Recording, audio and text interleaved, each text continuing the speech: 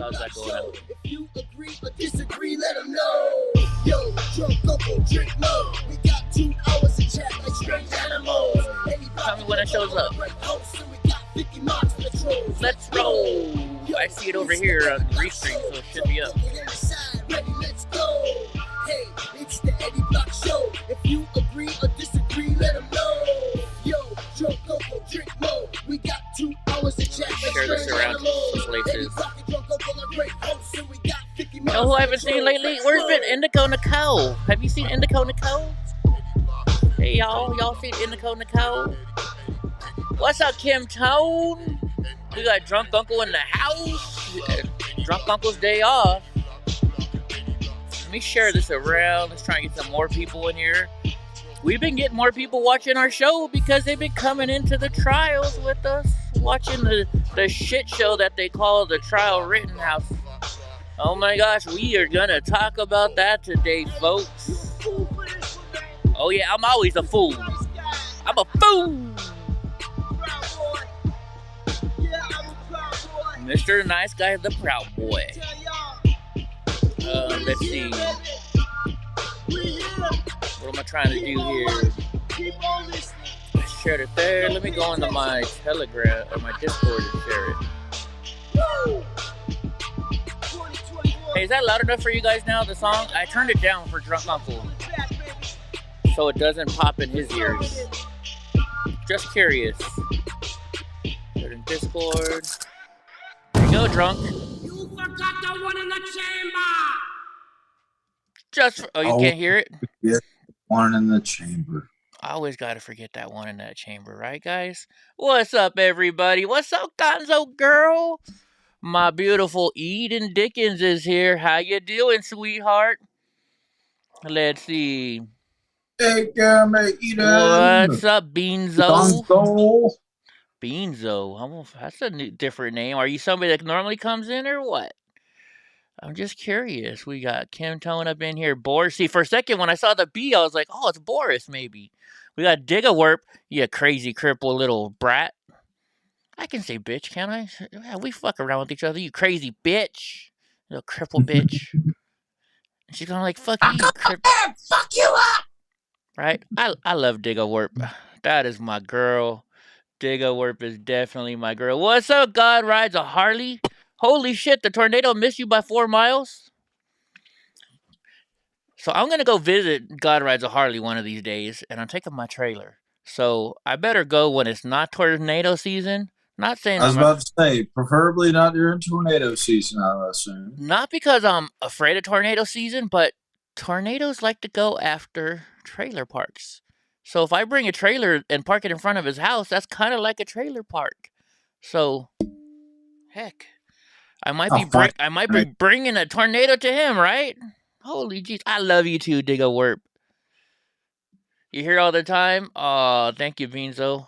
Hey, we love everybody in here. You know, for like 2 hours today during the show, that guy was probably here for like 2 hours. We had a troll in here for like 2 hours. But you know what? I let him troll. You know why? Because number one, we got to learn how they troll. We got to figure these people out.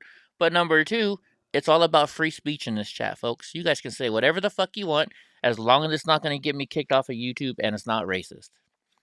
Right? Yeah, but they kept running away when I was trying to play. Were they? You know, I got to tell you what, by the time the troll came in, I was just out of it. I was just like so bored with the prosecuting attorney. He was like I was like, shut the fuck up already, dude. Shut up already. Oh yeah, we got a special guest that's gonna call in tonight. So guest or guests? Actually guests. They text me a couple times the last yeah, so I'm gonna wait until we get the crowd builds up a little bit. But how was your day, Drunk Uncle? Yeah, Julius, fuck you, do. I love you, bro. I was basically there with you the whole time. I think the only thing I've done is, that big old bush that I pulled out with my truck. Yeah. I burnt it, and actually I don't know if we can see it, but some ash. Let's see. Can you see that? Oh, you burnt your skin? Oh, shit. Yeah, like a thing come off the fire and like landed on my arm, and I didn't even realize. And I was like, "Oh, my wrist is getting hot." And I looked down, and there's like something attached to my wrist that's like on fire. And I'm like, "Oh!" Right? Yeah, you know what, Gonzo Girl, I was hoping the trial would wrap up by the end of the week. See, here's what I don't get.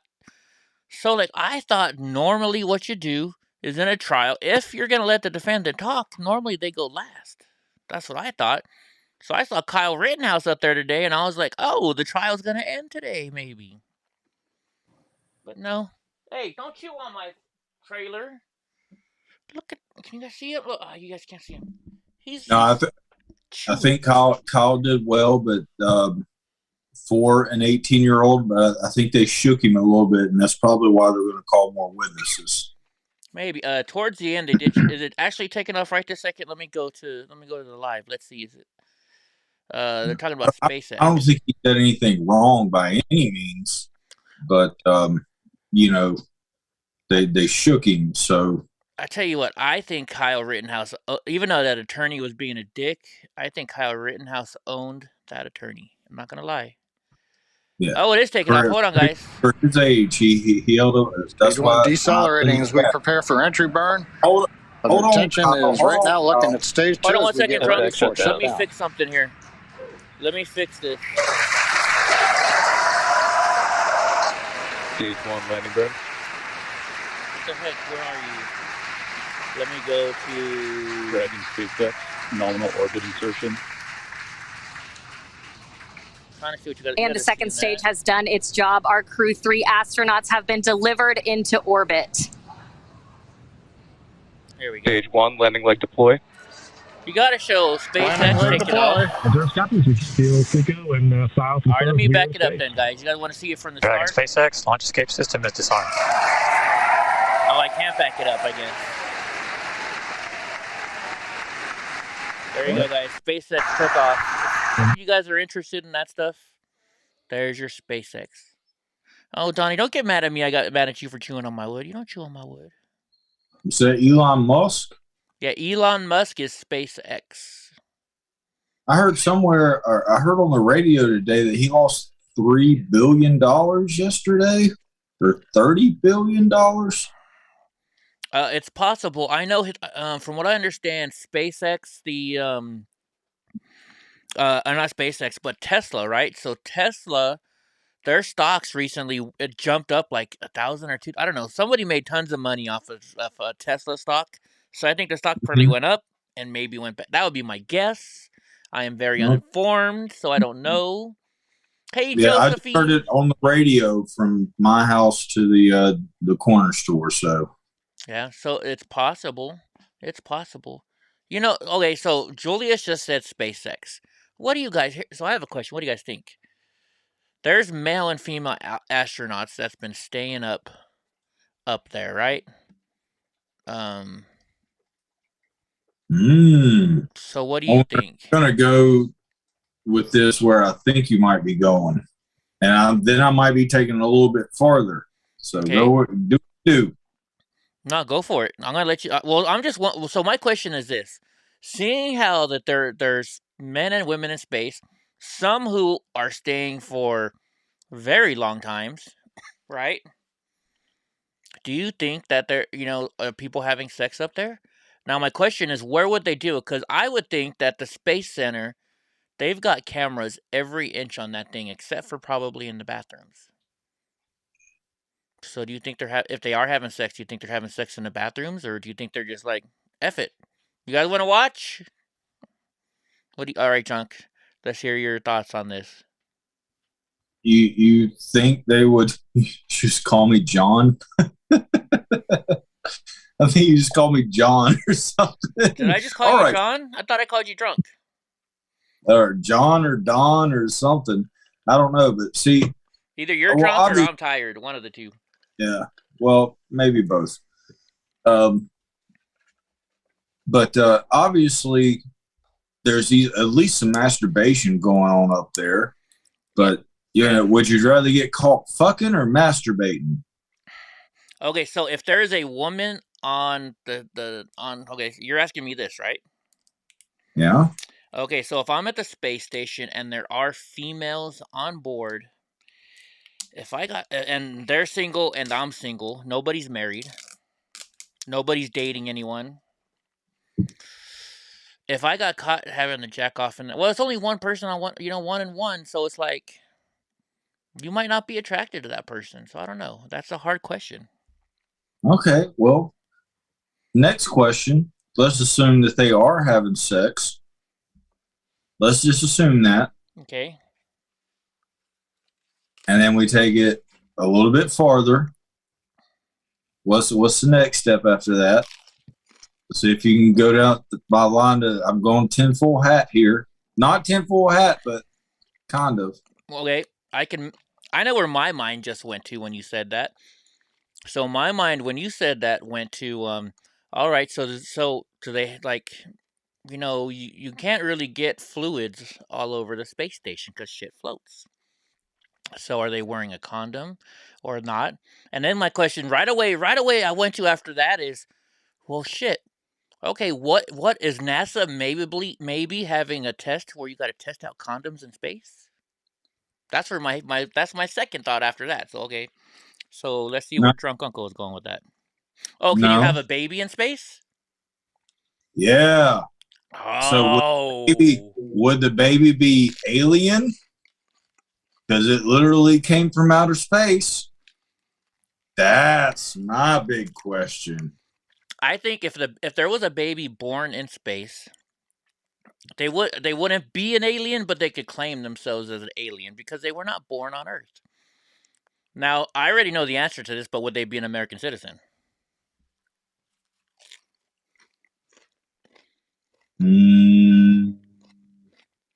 I guess it depending on, I don't know what the law is. I do. Military brat. Were both the parents American? Doesn't matter. Doesn't matter. No. Didn't know. If one of them was an American. I didn't wash this lettuce. Then I assume no. So if you have a kid and you're in the military and they're born on a base somewhere, well, actually, it's the International Space Station. That's the key. If it's born on an American shuttle, then it's an American citizen because American shuttle is considered American soil. International Space Station, but that's kind of like a base, right? So I guess, but is it the American International Space Station? Who owns the space station? That's a question to find out. What do you guys think? Look, I'd like to think that they would be the first human alien or first documented human alien. I would like to think that. So we're finally like, yes, aliens exist. There's one right there. It's a human alien, but they're there. There they are. Point at them. Not to make fun of them. They'd probably be one of the most popular people in the world. They would be the most famous person in the world, right? Baby born in space. I was born in space, bitch. Pick one and suck it.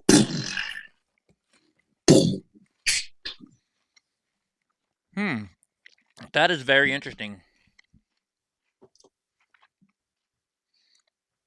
How can it be American soil if there's no American soil?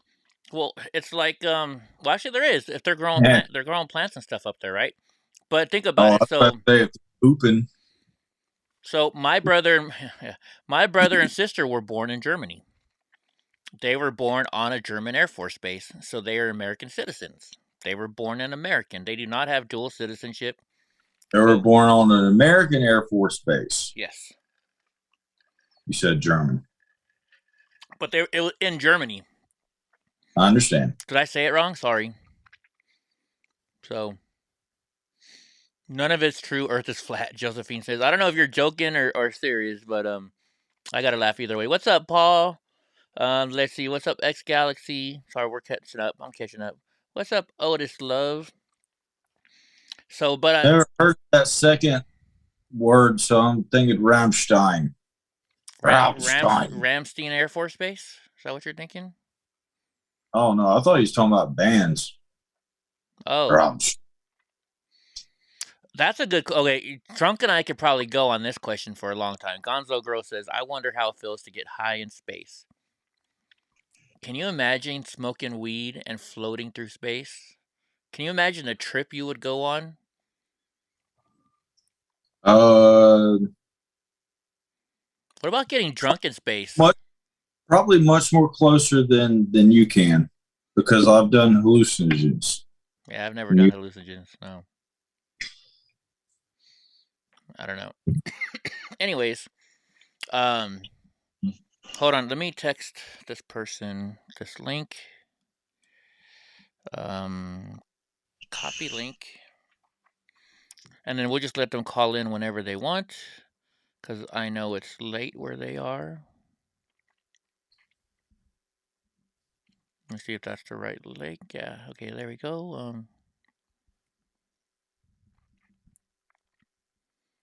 You tell them just click the link whenever you're ready, and then I'm gonna have to figure out what screen mode we're gonna go in. So has anybody been watching the trial today? I know Drunk was. I was all day. Oh yeah. This trial wows us. I want to go back and rewatch the photographer's testimony. The photographer. I guess the kid yesterday. Huh? The kid yesterday that was going off on the Yeah, well, I didn't get to catch most of it. I was just kind of in and out, and of course they covered it on Crowder today, and I just thought he had a speech impediment, but they seem to think that he's on the spectrum. And Landau pointed out something that I knew I kind of know to be true, is you don't get these guys to lie. They tell you, they have no filter. They just tell you what it is. Yeah. And so I really want to go back and watch his testimony, because I think I really slept on that. Well, we can watch it later on or something. I mean, I just thought it was great because we'll watch it later on if you want. I thought he was great, and I knew he had a speech impediment. And then, his name is Gage Grzanski, or whatever, Krizion, something weird, right? And they're making this poor kid. He kept saying Gage, and they're like, "Sir, you need to say his whole name." And it's like, he's got a fucking speech impediment. I mean, come on, dude, be nice to the kid. So, I don't know. Well, it really backfired on him, because, like I said, it seems like that if he is on the spectrum, or Asperger's or something like that, he's going to tell you how it is. Mm-hmm. That's just the way it is. I just figured he was like because I'm disabled. I have an attitude. Look, Digga Warp's disabled. She has an attitude. I just figured, I'm like, hey, he's one of me. One of these crippled motherfuckers who just don't take shit from nobody. Let's see. But I should have picked up whenever he said that he had some sort of library in his head. And they were like, "Oh, so you didn't know that until you saw it on the video?" And he's like, "No, I know. I was saying that before I even saw it on the video." "Oh, so you saw it on the video and you forget." He's like, you're not putting words in my mouth." Mm-hmm. Something to that nature. Like, I mean, he was upset, and he's speaking truth. And it didn't matter on which side that he was speaking truth on. He was going to tell his truth. Oh, hold on. Our phone call's coming in. Hello? Hold on. I see here. Hold on. Let me put you guys on screen here. Hold on, guys. We got a special guest for y'all. Can you hear? Yes. Yes. You can? Can everybody hear that? Okay, hold on. Let me figure out how I'm going to add you guys. Put your hands up in the air. Let me put you guys on screen. Give me 1 second, guys, okay? We got a special treat for everybody tonight. Huh, Drunk? I'm gonna hold my potty break for this. You're holding your what back for this? My potty break. Your potty? Oh yeah, Drunk's holding his potty break. So here we go. All right, let's see. I'm gonna put you kids. Everybody right there. So hi, everybody. Say hi. Hi. Do you guys know? Hello. Does everybody in the world of EddieBlockFilms know who this is? If you don't, everybody. So this is the Truth family. You guys remember the Truth? But my dad died. Yeah, your dad died. I'm really sorry that happened, mijo. Huh. Let's see. I don't But think we can get everybody in it's there. in heaven. He's in heaven? Yeah, he is, isn't he? So, all right. So, so this is Maria to the truth of wife. Oops. I mean, sorry. Did I say the wrong name? No, yeah, Maria. Okay. Okay. So this is the truth wife. Her name is Maria. And who you want to introduce everybody for us? Yeah, so Haley's over here. Hi, Haley. It was Haley's birthday yesterday too, huh? Yeah. How old are you, sweetheart? 10. You're 10? Well, happy birthday. And this is Adam. He's the baby. We got Adam the baby. Somebody in the bus think I'm dumb. Somebody in the bus think I'm dumb. Oh, yeah? But we call them dumb now. Yep. My name's Abraham. Your name's Abraham. Hello, Abraham. That's a boy. And you? Your name? He's my brother. My mom is Ruby. Your name is Ruby? This is Rudy Jr. Rudy Jr. Rudy Jr. So you're Junior. You're the Junior. Yeah, so my husband's name was Rudy, but he went by the truth, like he talked to everybody about the truth, so I guess that that was his nickname. Hey, on the TV. Oh, I remember all the time talking. I knew actually knew his name. I'm trying to. Oh, Bob, we're watching your video. What's that, big guy? We were watching you on the TV. You were watching me on the TV? Well, you're on the TV now. Go look on the TV. Go. We're on the TV.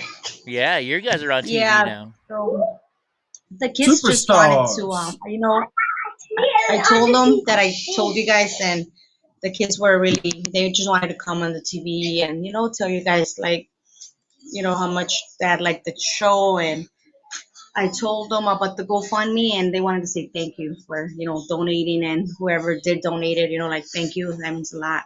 Yeah, I wish we could donate. I'm talking, okay? Be quiet. That's all right. I wish we could donate more, but how are you guys doing? Good. Yeah. We're good. I mean, we're not a family anymore. I mean, we have Coke. We don't have our dad, but we don't have him. But one thing Rudy told me was always never quit, never be a quitter. So I'm trying to do that for my kids. I don't want them to see me. I gotta be strong. I have no other option. I have 4 children who they need me more than anything right now, and it's hard, but we're gonna get through this.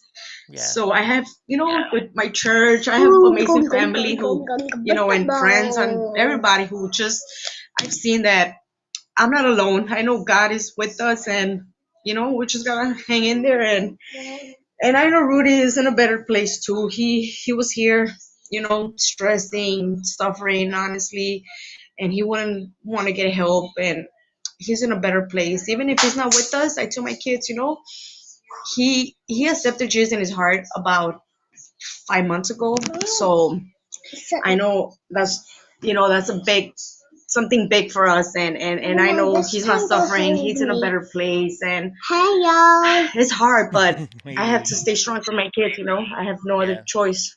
Yeah, we love Rudy. I'm gonna call him by his name now. We love Rudy. He was an awesome guy. I don't know what else to say about him. He called in all the time. Sometimes he was sometimes he went way over my head, but for the most part, he was awesome. Yeah, I just want to share with everybody, on your channel. I know they knew him, and he was an amazing guy. He was, but deep down, he had his insecurities, and I'm sure that affected him his whole life. The 10 years that he was with me, I tried to get him help, but he was so stubborn. He's like, no, I'm okay, always, and that's kind of where where he messed up because he didn't want to get help. He knew he needed the help, his health issues and everything, but he was just too prideful to even think about going to the doctor or anything like that, and now it's too late. So if for the men out there, because I know this is like a man thing, that men never want to go to the doctor and stuff. Hey. So don't wait. If he was at that age where he had to do a lot of tests and stuff, and he just never wanted to. And I really believe that he knew he had something, and he just didn't want us to know, or he didn't want himself to know. He was scared. Yeah. So guys, don't take anything for granted. I mean, if you have the opportunity to go to the doctor and get checked, do it. I mean, it's better to know than not to know. I mean, I'm pretty sure he could have gotten help and still been with us, but it happened the way it happened, and it's sad. I feel so sad for my children now that I know how it is to grow up without a dad, and I never wanted that for my kids. So I mean, they do have their dad, but they won't have them for so Yeah. that's the hard part about everything. I know you could do. Oh yeah. You can still hear me, right? I just changed the setting. Can you still hear? Oh yeah. So Oh, Bob, he had, there was a plan. God had a plan for everybody, right? So you guys are gonna be okay. You have a whole bunch of people in here rooting for you. You have me rooting for you. Drunks rooting for you. So we all love you. We really care about you and your kids. And whenever you want to call me, you have my number. Thank you. Yeah, this kind of keeps us like I know he loved this channel, and he liked to share his opinion all the time, so it'll be nice for the kids to keep his memory alive in a way. Oh yeah, I still remember that video of you guys. And he's arguing with somebody, and all he keeps yelling is "That's rough." See, that's another thing. He will get so mad over petty stuff like all the time. That was just one of the moments, but I was so used to it because I knew him, and I know he was like that, but that wasn't normal. That wasn't normal for him to just get so mad, and then with the political stuff and the elections and all that, I know that everything got to him. He took that really serious, and I feel like he had no control over anything like that. So he would just hold that anger in, and it wouldn't help him. And I know that's why he would go out and drink and try to release some stress. But that wasn't the way to do it. And, I would tell him, like, don't leave the house. Stay here. Have a beer here. Instead of you going out, especially if the neighborhood we live, it's not the best of the best. And I would be scared for him going out there. And I know the way he will get, and it would just scare me for somebody to call me and be like, he's somewhere dead. And in a way, he came home. It happened here. So I feel like it could have been worse. He could have crashed. He could have probably killed somebody. So God sent them to me. And he had his last moments here in the house, and he was with us. So I feel like he was in peace, and, nothing too crazy like that could have happened. Yeah, that's amazing. I mean, not amazing, but you know what I mean. I'm there with you. Yeah. Well, we really appreciate you, and I see the kids are getting antsy. But like I said, you have. Yeah, they all want to. Thank you guys. So thank you to everybody, and it means a lot, that you give us an opportunity just to come on here, because anything, we miss him so much. Anything that, that he liked, it's like, it helps us. It helps us at the moment. So, it means a lot. Thank you. Yeah, and I don't know if you know, starting in January sometime, I'm going to take a cross-country trip. Remember, we always talked about me coming and hanging out with you guys in Chicago, so if it's okay, I'd still like to come meet you guys, see the kids, and I'll take you guys out to lunch or dinner or something. Yeah, that would be nice. And we'll keep in touch, and we can still hang out. And Rudy always like to cook. I'll cook for you guys, and we could just enjoy our time in memory of Rudy. Yeah, in memory of Rudy. We'll have a nice little celebration for him. Yeah. Rudy Yeah. Jr.'s just hilarious. Oh my You god. want to say something, Nico? But we all love you guys, okay? And is there any way we can help you right now? No, I'm doing good. I mean, a lot of people have helped me. I'm actually just waiting to get back from, I'm applying for the kids' social benefits, so that'll help me a lot when I get on my feet and go to work and everything. So, I'm not alone. So everything's going good right now, and I just gotta work and get on my feet, and we'll be okay. I know we'll be okay. Right on. Because Rudy will take care of everything. He let me stay home with the kids, and but now it's my turn, so yeah, we'll be okay. But thank you so much, guys. All right, well, God bless everybody. God bless you all. Everybody's saying they're sending love and kisses and hugs and stuff like that. Drunk, you can say something. Oh, Bob, Oh, I know. I'm enjoying listening. I'm enjoying listening, and we miss him greatly. Yeah. So, all right, Maria. Well, it was nice talking to you. We're having some kind of echo, so I gotta cut it off quick. But God bless you guys. I'm gonna put up your link again in a few minutes. Hopefully, somebody else can help you out too. Okay.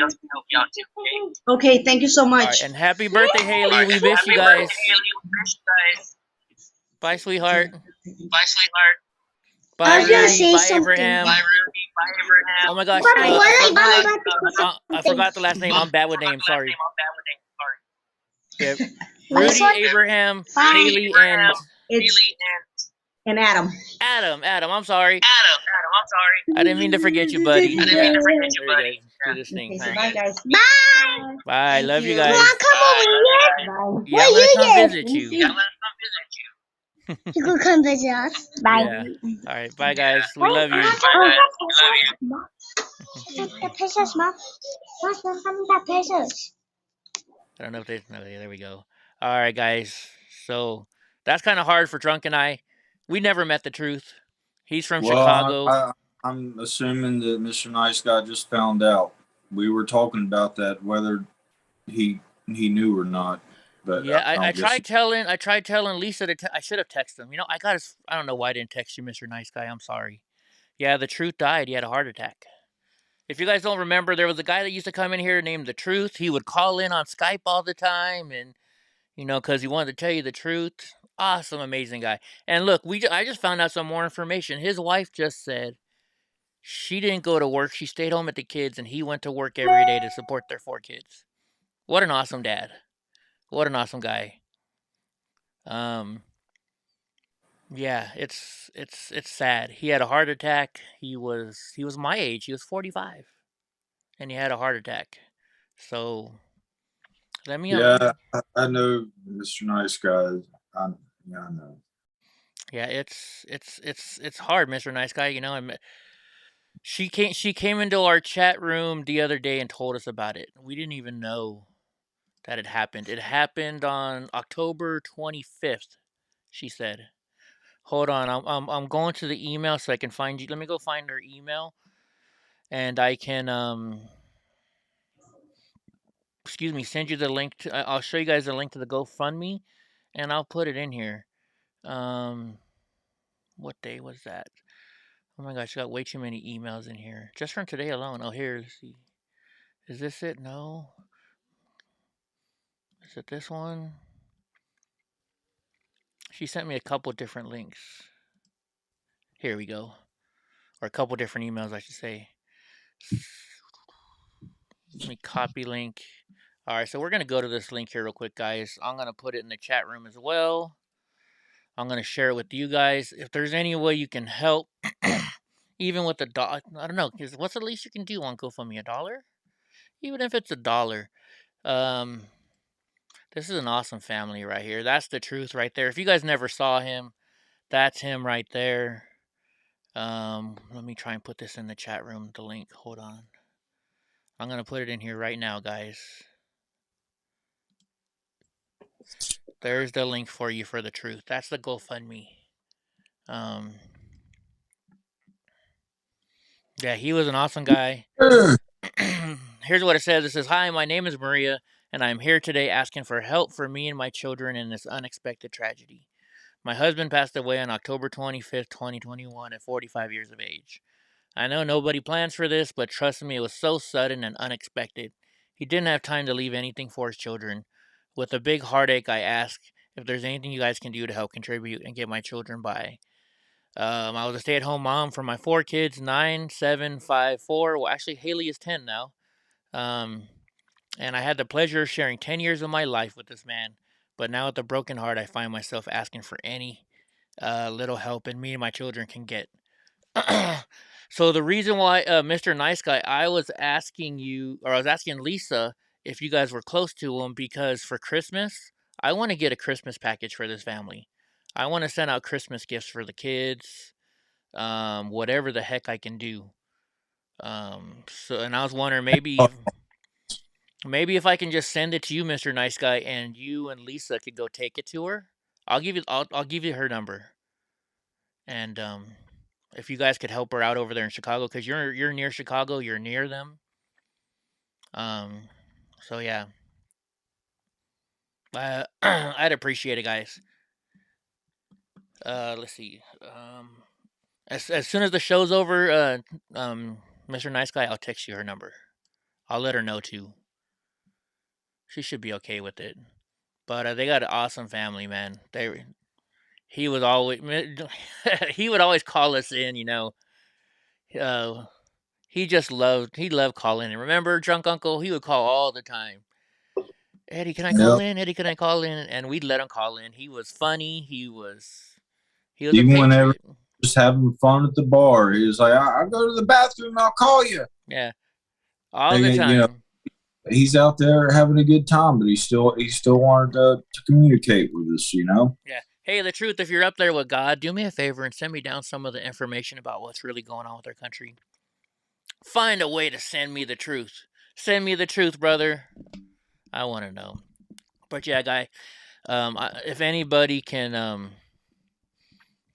I basically asked my dad the same thing before he passed. I was like, if you get to the other side and there is another side, like come back and tell me. Yeah. And I'm convinced that over there that it just works at a different time pattern.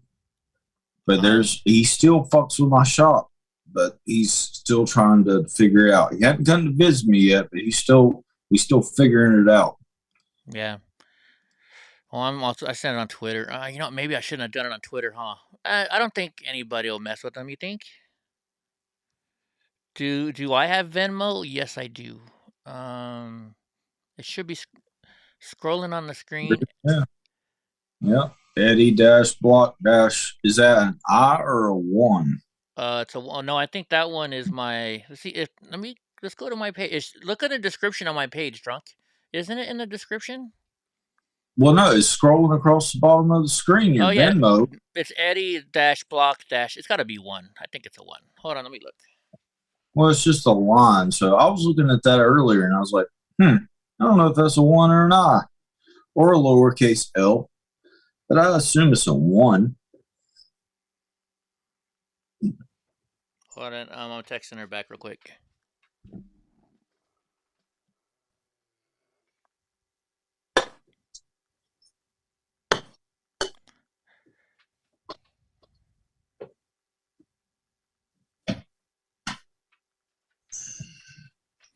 I'm just asking her so I can give you her number, Mr. Nice Guy.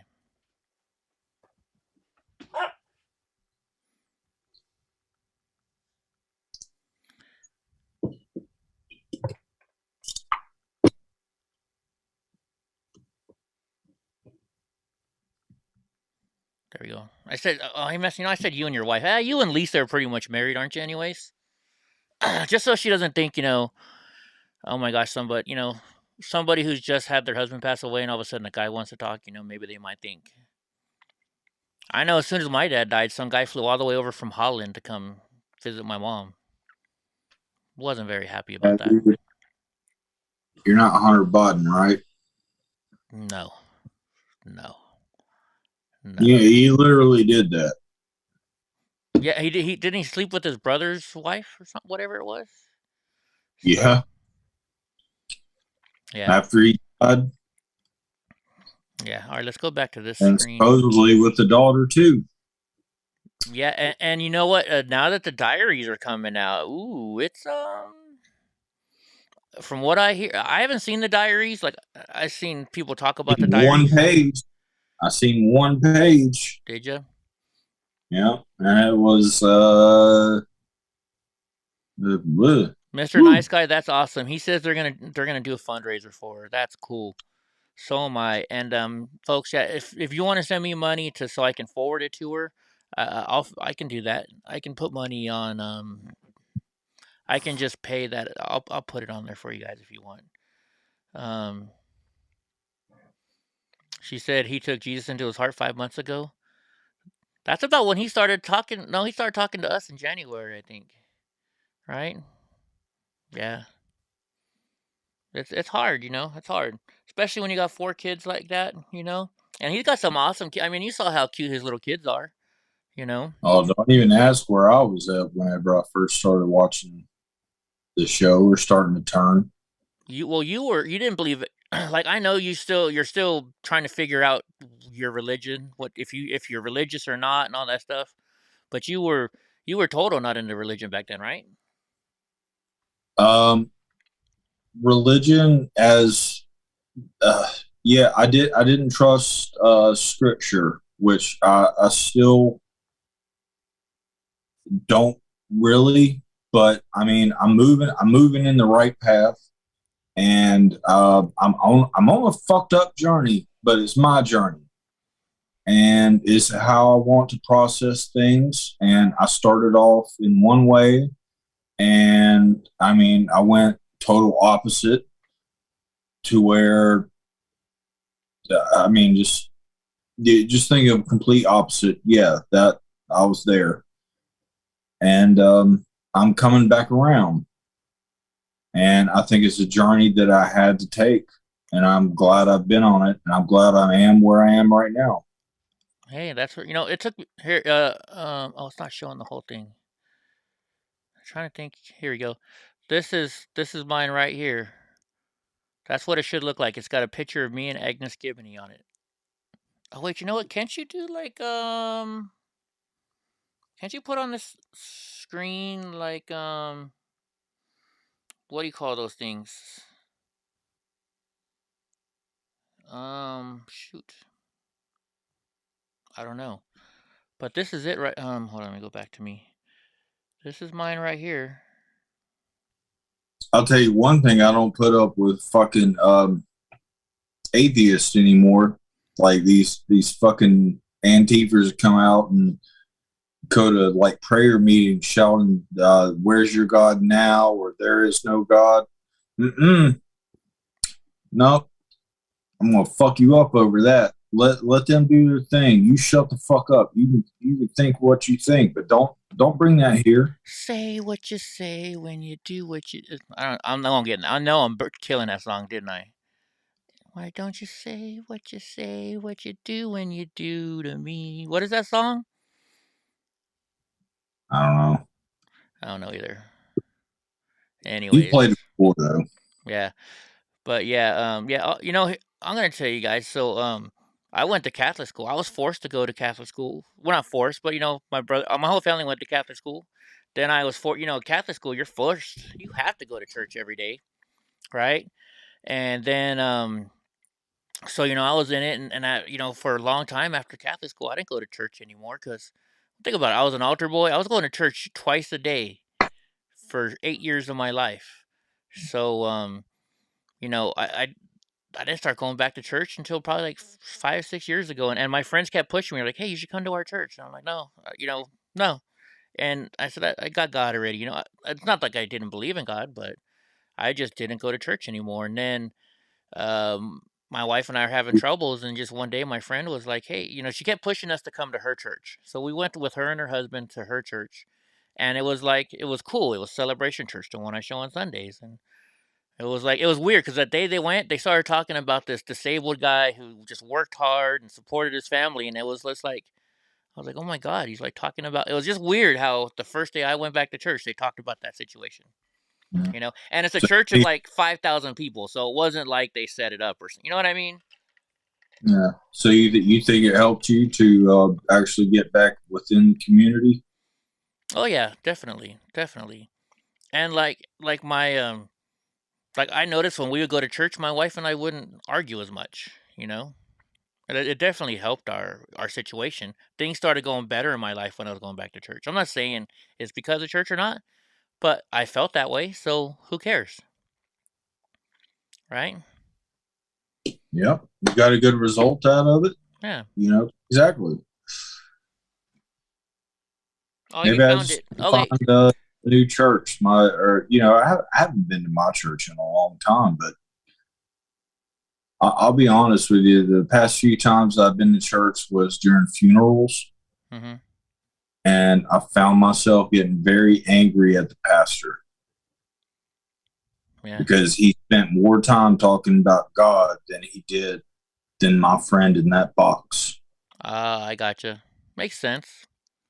Yeah. Makes sense. Yeah. All right. Well, so Josephine, I think that's from you. I'm not gonna. Yeah, I know it's from you. Did you want me to pass that along? That's what I'm gonna pass that along to Marie and the kids. I will do that later on for you. Okay. And as soon as the show is done. So let's get back to this Kyle Rittenhouse trial fiasco.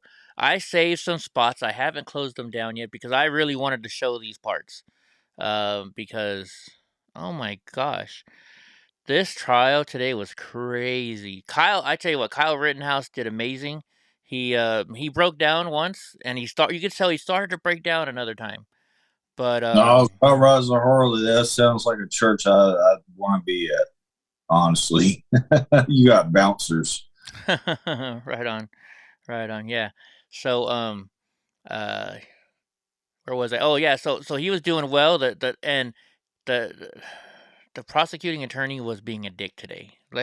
To put it lightly. So I saved some spots over here from today, and I'm gonna play a couple certain areas. Oh, don't tell He me. looks like a damn weasel. I'm stuck between a weasel and a rat. Right? He does, right? And he needs to get a big boy haircut with his fucking faux hawk. I think I honestly think that it seems like because everybody has like a weird haircut, like their hair's all going up like this. I don't know if it's a Wisconsin thing or if it's just the fact that everybody has the same hair person. But Julius says it was. Kyle's got kind of the same thing, but he's also 18 years old. The other guy's older than me, or at least looks older than me. Yeah. I tell you what, it was He very. got a faux hawk. Yeah. But even the prosecuting, or not the what do you call it? The other the detective had his hair done like that too. So, but so yeah. Let me switch over to this. I'm gonna show you guys this. I don't know. Do you guys want to see Kyle crying? I didn't want to show it. You know, that's kind of. And I don't know if you want to see it. I'll show it to you. I wasn't gonna bring it because I didn't think we need to see Kyle crying again. If you know what I mean. If you haven't seen it, might as well see it here before you hear it on fucking CNN, where they're making him look like a baby or something like that. Yeah. Well, if might as well see it here. Yeah. I've got these two spots right here where I want them. So after this spot right here, I will show you that part, I guess. How about that? We'll might as well see it, huh? You're right, Drunk. So this is, actually, you know what I can do? We'll just do this. I'll show you the part where he gets upset. Control C. We'll go over here.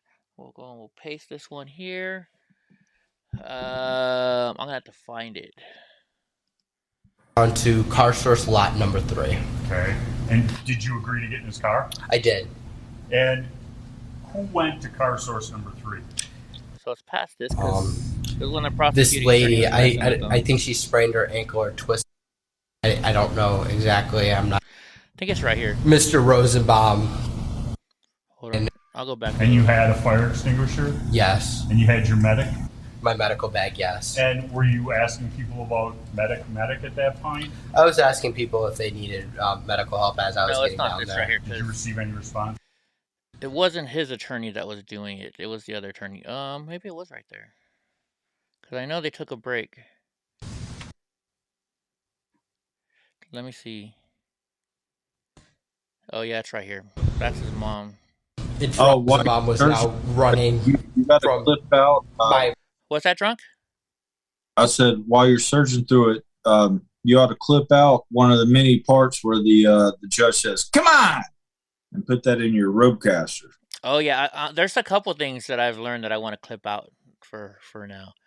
I did a whole bunch of I want to put you through that fucking walls today, too, just so you know.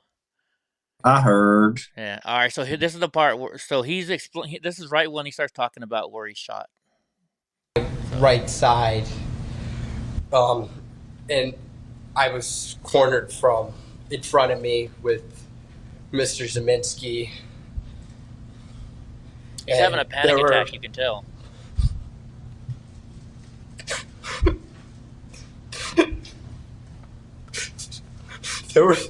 That's an anxiety attack right there. People right there. Take a deep breath now.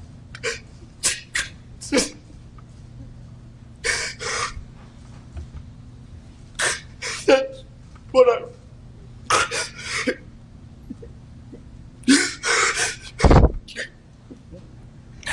That's what I run. We're going to just take time for our break anyway. You can just relax for a minute, sir. We're going to take a break about 10 minutes. So everybody on Twitter sphere, they're all liberals. They were making fun of him for this. They're saying it's fake. I don't think that was fake. I really don't. That did not look fake to me. I know you guys are like 20 seconds behind me.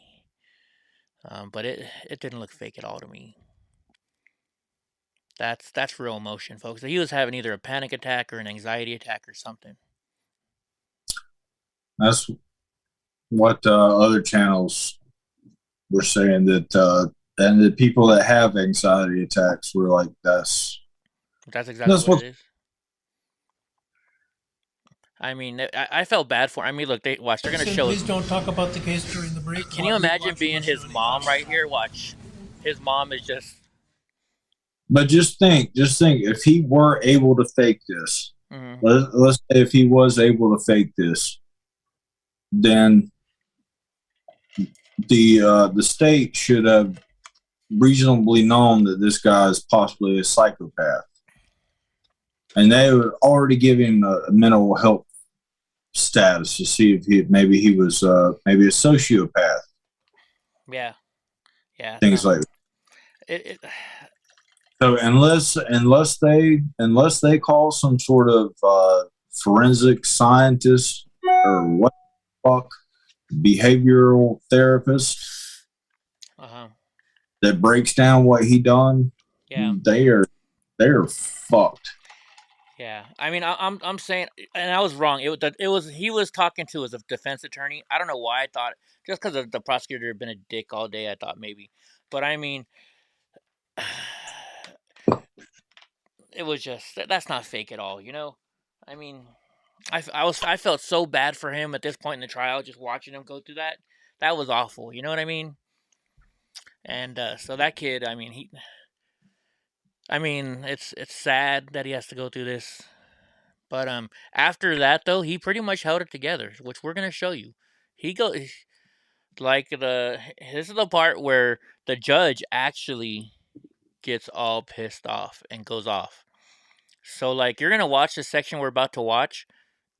The judge is getting mad because the prosecutor keeps asking about stuff that the judge told him he couldn't ask about. So the judge sends the jury in the other room. And I tell you what, the judge was yelling so loud at the prosecutor that I'm pretty sure the jury heard it. And I bet you that affects the trial. Watch. Oh, and that was one of the first things that I came across whenever I woke up. It wasn't your stream, but I seen that had happened, and it was very recently uploaded. So I was like, I wonder if Eddie's on. So I backed out. You couldn't see me because I was on my TV when I was just still in bed, and backed it up because I wanted to hear your reaction to him, whatever the hell he said to him. Oh, I was sitting here the whole fucking time. That fucking wall. I was doing that. Mr. Nice Guy, you gotta let me know what Key and Peele. I don't think I can play Key and Peele legally because they're like a big network. But I don't know if it's something else. Let me know. But here we go. So this is the very first before lunch. So this is when the judge gets really pissed. Please listen to my question and answer my question if you can. You'd agree with me that you are not allowed to use deadly force to protect that car source building, correct? Yes. Oh, wait, hold on. So he kept asking the same question over. And so I'm going to explain. This is at least how I took it. So, you know how when I did plumbing, that you go to somebody's house and sometimes you have to sell them on stuff. So my boss made us take this sales class for plumbers. And they always taught you, you ask questions, getting people to say yes, say yes, say yes. So then when you're like, so would you like to buy now? They're automatically already in the mood for saying yes. Was it you get them to say yes 6 times and then you throw the bomb on the 7th one or something? I don't remember, but it's something like that, yeah, right? I think that's why I backed it up a little bit. I think that's what this prosecutor was doing. I really do. So let's see. Done with you down there? I think I said something along those lines. You'd agree with me that let me back up for a second here. You have testified to this jury that you used deadly force against Joseph Rosenbaum, Anthony Huber, the man who attempted to kick you in the face, and Gage Grosskreutz on the night of August 25th, correct? Yes. And you did that because you felt that your life was in danger from those 4 people, correct? Yes. And you are telling this jury that it was, in your mind, justified to use deadly force to protect your own life, correct? Yes. You'd agree with me that you were not allowed to use deadly force to protect that car source building, correct? Well, I wasn't using deadly force to protect the property. I used deadly force to protect myself. This kid is smart. You hear these answers he's saying? Please listen to my question and answer my question if you can.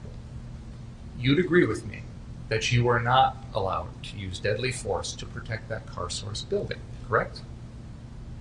Yes. You'd agree with me that you were not allowed to use deadly force to stop someone from smashing the windows of an unoccupied parked car, correct? I don't think you could use deadly force for that. You'd agree with me that you can't use deadly force to stop someone from lighting a metal dumpster on fire, correct? Correct. You'd agree with me that you can't use deadly force to stop someone from tipping over a porta potty, correct? Correct. You'd agree with me that you can't use deadly force to stop someone from lighting a flatbed trailer on fire, correct? Correct. You'd agree with me that you can't use deadly force to stop someone who is about to start an unoccupied car on fire, correct? Correct. You'd agree with me that you can't use deadly force to stop someone from lighting some traffic cones in the middle of the street on fire, correct? Correct. So you understand that there's a difference between using deadly force to protect yourself and using it to protect property, correct? Yes. And you'd agree with me. Hey, look at Julius back there. Use deadly force. This? Oh no, I didn't. But you see what I mean? He's getting him in the mode for saying yes, right? Am I wrong, or do you guys think that's what he's doing? Yeah, but Julius is sitting right behind him to protect. Is he? Property. Or let me see. Correct. He got yes. the white you mustache and everything. Oh, this guy right here with the black suit.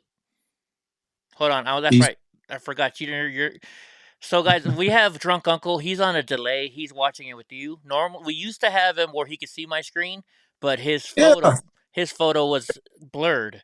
So we figured. There's Julius. Hey, Julius. I didn't know you were there. Dude, I never even thought about that. That is Julius. He's the whitest Julius I've ever seen, though. Because we know that's not Julius' real picture, but you know what I mean. But I mean, you know what it is, right? That was funny, Drunk. Indicated that you wished you had your AR-15. That's right, bro. What the hell happened right there? What the heck? Oh, shit. Dude, that sucks. Where? Now I gotta find it again.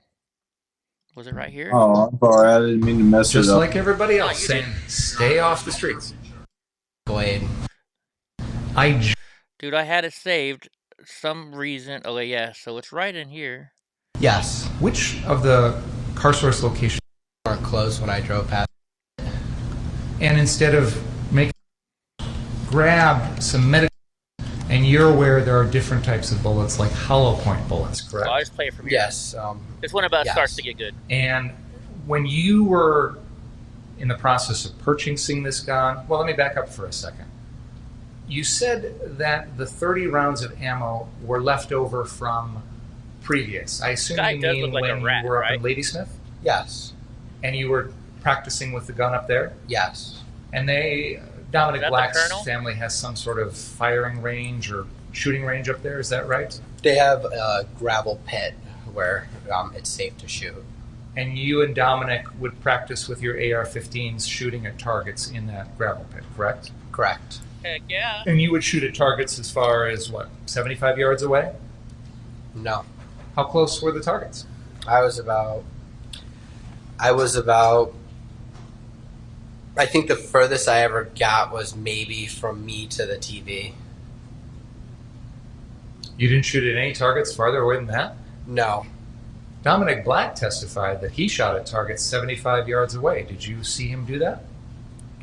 I didn't, but I don't know what Dominic Black saw or what Dominic Black was shooting at. I wasn't with him when he did that. But you were aware of the fact that the AR-15 was capable of hitting targets much further away than you to the TV, correct? And your point is? I believe so. Did you know the capabilities of your own weapon? I knew that it could shoot and see what he's going with I don't know how far. I'm not an expert on AR-15s. Did you personally purchase that .223 full metal jacket ammunition? I did not. Who did? Dominic did. Did you ask him to purchase it? I did not. So you didn't know what type of ammo was in that gun. Is that right? I knew they were .223 full metal jackets. The first time I shot it, I had to load it into the magazine. I had to load it into the magazine. Knew the type of round, but you didn't know what those rounds were capable of doing. Is that fair to say? Believe a bullet's a bullet. As you sit here today, you know that there are different types of bullets, right? Yes. You know that hollow point bullets, for example, do different things to a animal or a human than full metal jacket bullets, correct? Yeah. Okay, just so I don't know if he says it or not. I forget. A full metal. Do you know the difference, Drunk Uncle? Well, I learned it today. Oh, he does say it? Yeah. Okay, never mind. I'll let them say it then. Full metal jacket is a defense round, like another type of defense round. I know people use full metal jacket for hunting, and hollow point is something that causes more damage. Hollow point bullets are designed to hit the animal that they're being shot at, let's say a deer, for example, and explode inside that body, correct? No, I don't think so. When you say explode, are you saying expand or explode? Because you there can are such join things as McDaniel exploding bullets. Let me rephrase. Mr. Rittenhouse, what is your understanding of what a hollow point bullet would do if it were shot at, say, a deer? I don't think people use hollow point. That wasn't my question, sir. What is your understanding of what that bullet would do? Let me rephrase it then, because you're aware that people use hollow point bullets in their pistols to defend themselves against other people, correct? You guys want to join? Yes. Ryan Balch, for example, testified in this trial that he was carrying a pistol loaded with hollow point ammunition for self-defense. Do you remember that testimony? I do. So what is your understanding, if you have one, as to what hollow point Pence, emanation we would do to a Steve human. Pence in a long time. I believe it would do the same thing as any other bullet. He's been in here. Like He I has said, a different name. bullet's a bullet. Oh. I just believe hollow points. I'm sorry, I don't know much about ammo. I'm trying to think of what I remember, but I just don't know much about ammo. So you didn't know the difference between what a full metal jacket bullet would do versus a hollow point, right? I believe a hollow point, I just don't know much about this. I believe a hollow point would cause more damage to the first target, but it wouldn't continue through to any other targets, right? I don't know the answer Whereas to that. a full metal jacket bullet is specifically designed to continue through its first target and keep flying, correct? Here's where he starts getting on mine.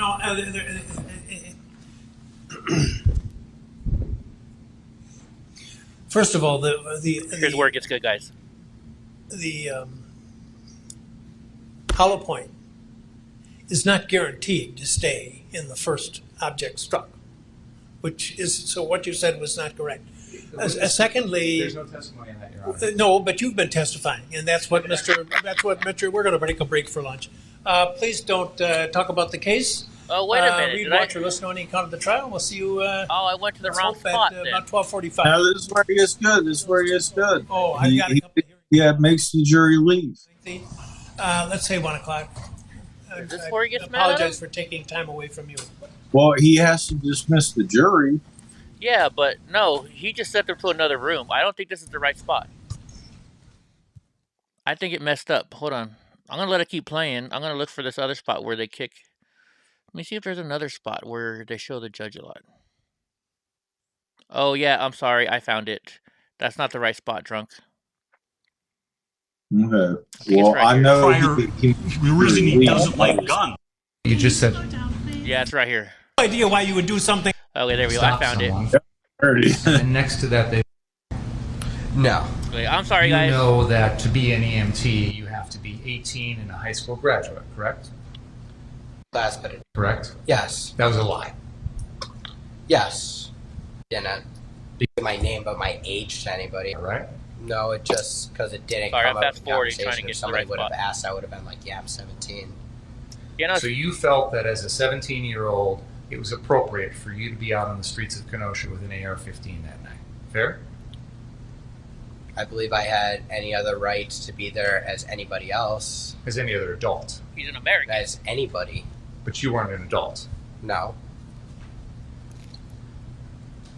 You indicated that you were working at the Recplex and had been working at the Y before that. Is that right? Yes. That was a YMCA down in Illinois, correct? Correct. And you had gotten furloughed there when COVID hit in March? Yes. And you'd only 14 seconds. Where is it? And then you work shift was entering the they've got both of those. And the different 15 down in Illinois. Engaged with Sorry, guys, I'm trying to find the right spot. Previously. I don't want to make you watch the whole entire trial. Okay, hold on. Right. Correct.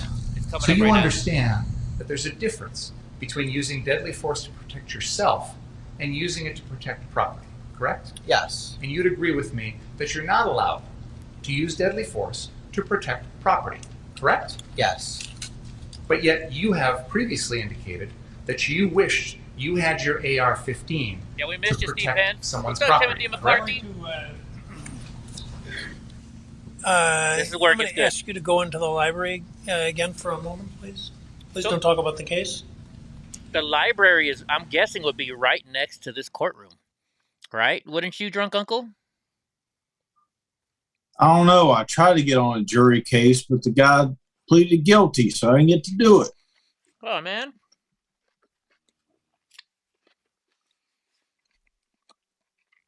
So you're one of those people who actually want to be on a trial. Yeah, I think it would be interesting. Yeah, I think it would, huh? Especially somebody like me, you know, because you don't know where I would be a perfect juror. Yeah. Would I? Yeah. Oh, yeah. You know what? Steve Pence came back because he says something other his other chat name, and I was like, "Did you use another chat name before?" And he's like, "You know who I am." Or attempting to provoke a mistrial in this matter. He knows he can't go into this, and he's asking the questions. I asked the court to strongly admonish him, and the next time it happens, I'll be asking for a mistrial with prejudice. He's an experienced attorney, and he knows better. Is it? No, it's not. Mr. Finger? First of all, Your Honor, this was the subject of a motion. I'm well aware of that. And the court left the door open. For me, not for you. Not for you. My understanding of you should have come and asked. I love this, Judge. For reconsideration, you did on the one motion, and in fact, I granted your motion for reconsideration. That was not our motion. Excuse me. I did. I granted. We did not move that to was reconsider. their motion. We have not filed any motions to reconsider in this case. That was their motion for reconsideration, which I denied. But I said I denied it, or I indicated a bias towards denial is what I did. Held it open with a bias towards denial. Why would you think that that made it okay for you, without any advance notice, to bring this matter before the jury? I was astonished when you began your examination by commenting on the defendant's post-arrest silence. That's basic law. It's been basic law in this country for 40 years, 50 years. I have no idea why you would do something like that. And it gives, well, I'll leave it at that. So I don't know what you're up to. May I respond? Yes. We filed an other acts motion on this exact issue because, in my mind, and I argued this, it is identical to what was going on the night of August 25th, in the sense that the defendant was using this exact same weapon. He was using it in a manner to try and protect property. No, he wasn't. Your Honor, with all due respect, I'm not going to rehash the motion. That's absolutely untrue. No. Your arguments of record, my comments are of record, and why I ruled as I did is of record. There's nothing that I heard in this trial to suggest anything's changed, even if you're correct in your assumption that you know more than I did at the time. You should have come to the court and say, I want to go into this. Why you would think that you could go into it without any advance notice to the court, I don't understand that. And as the defense is pointing out, you're an experienced trial lawyer, and this should not have been gone into. Your Honor, there have been things in this case, testimony in this case, that I believe opens the door to this. For example, the defense has introduced evidence that the defendant pointed a gun at a man wearing yellow pants because that person was on a car on the car source lot. Now, there's no justification that I can think of why the defendant would point that gun at someone. The defendant has just testified this morning that he agreed with that person in the yellow pants, that he pointed the gun at him. He said, I was joking when I said that to the guy in the yellow pants, but he said, he's acknowledged that he told the person in the yellow pants, yeah, you're right. I did point a gun at you when you were sitting on a car. He said, I did. That's what he Exactly. testified. So he's agreeing. May I finish, please? I'd like to have a chance to make a record if I could, without being interrupted, if that's okay. Don't interrupt me, Judge. He has mentioned that he's acknowledged that he's used this gun to protect property. He's also just acknowledged that he knows he can't do that. I am attempting to impeach him now with the prior August 10th incident, 15 days prior, involving the same gun, where he is threatening to use that gun to protect property. It goes... He had the gun with him. Your Honor, he is saying he wished he did so he could shoot people. You know, there's a lot of difference between commenting about something when you have and threatening someone when you do. You know, it's interesting, Your Honor, because the entire defense theory in this case is Joseph Rosenbaum, who was unarmed. I want you to tell me what the defense theory of the case is. May I respond to what you just said, Your Honor? I'd like to respond to what you just said. All right, guys, look at the defense right here. The defense is just like, the defense is like happy that he is arguing the judge right now.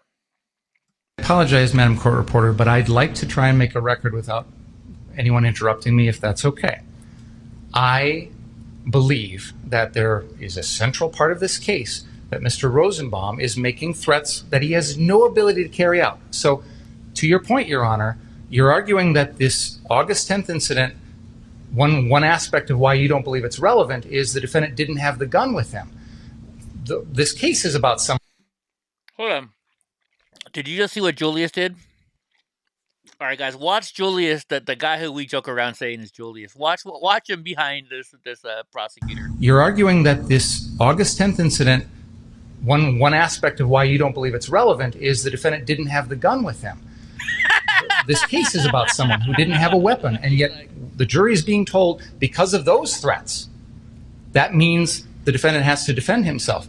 So, with all due respect, Your Honor, mere verbal threats have already been shown to this jury and used as a basis for someone's subsequent actions.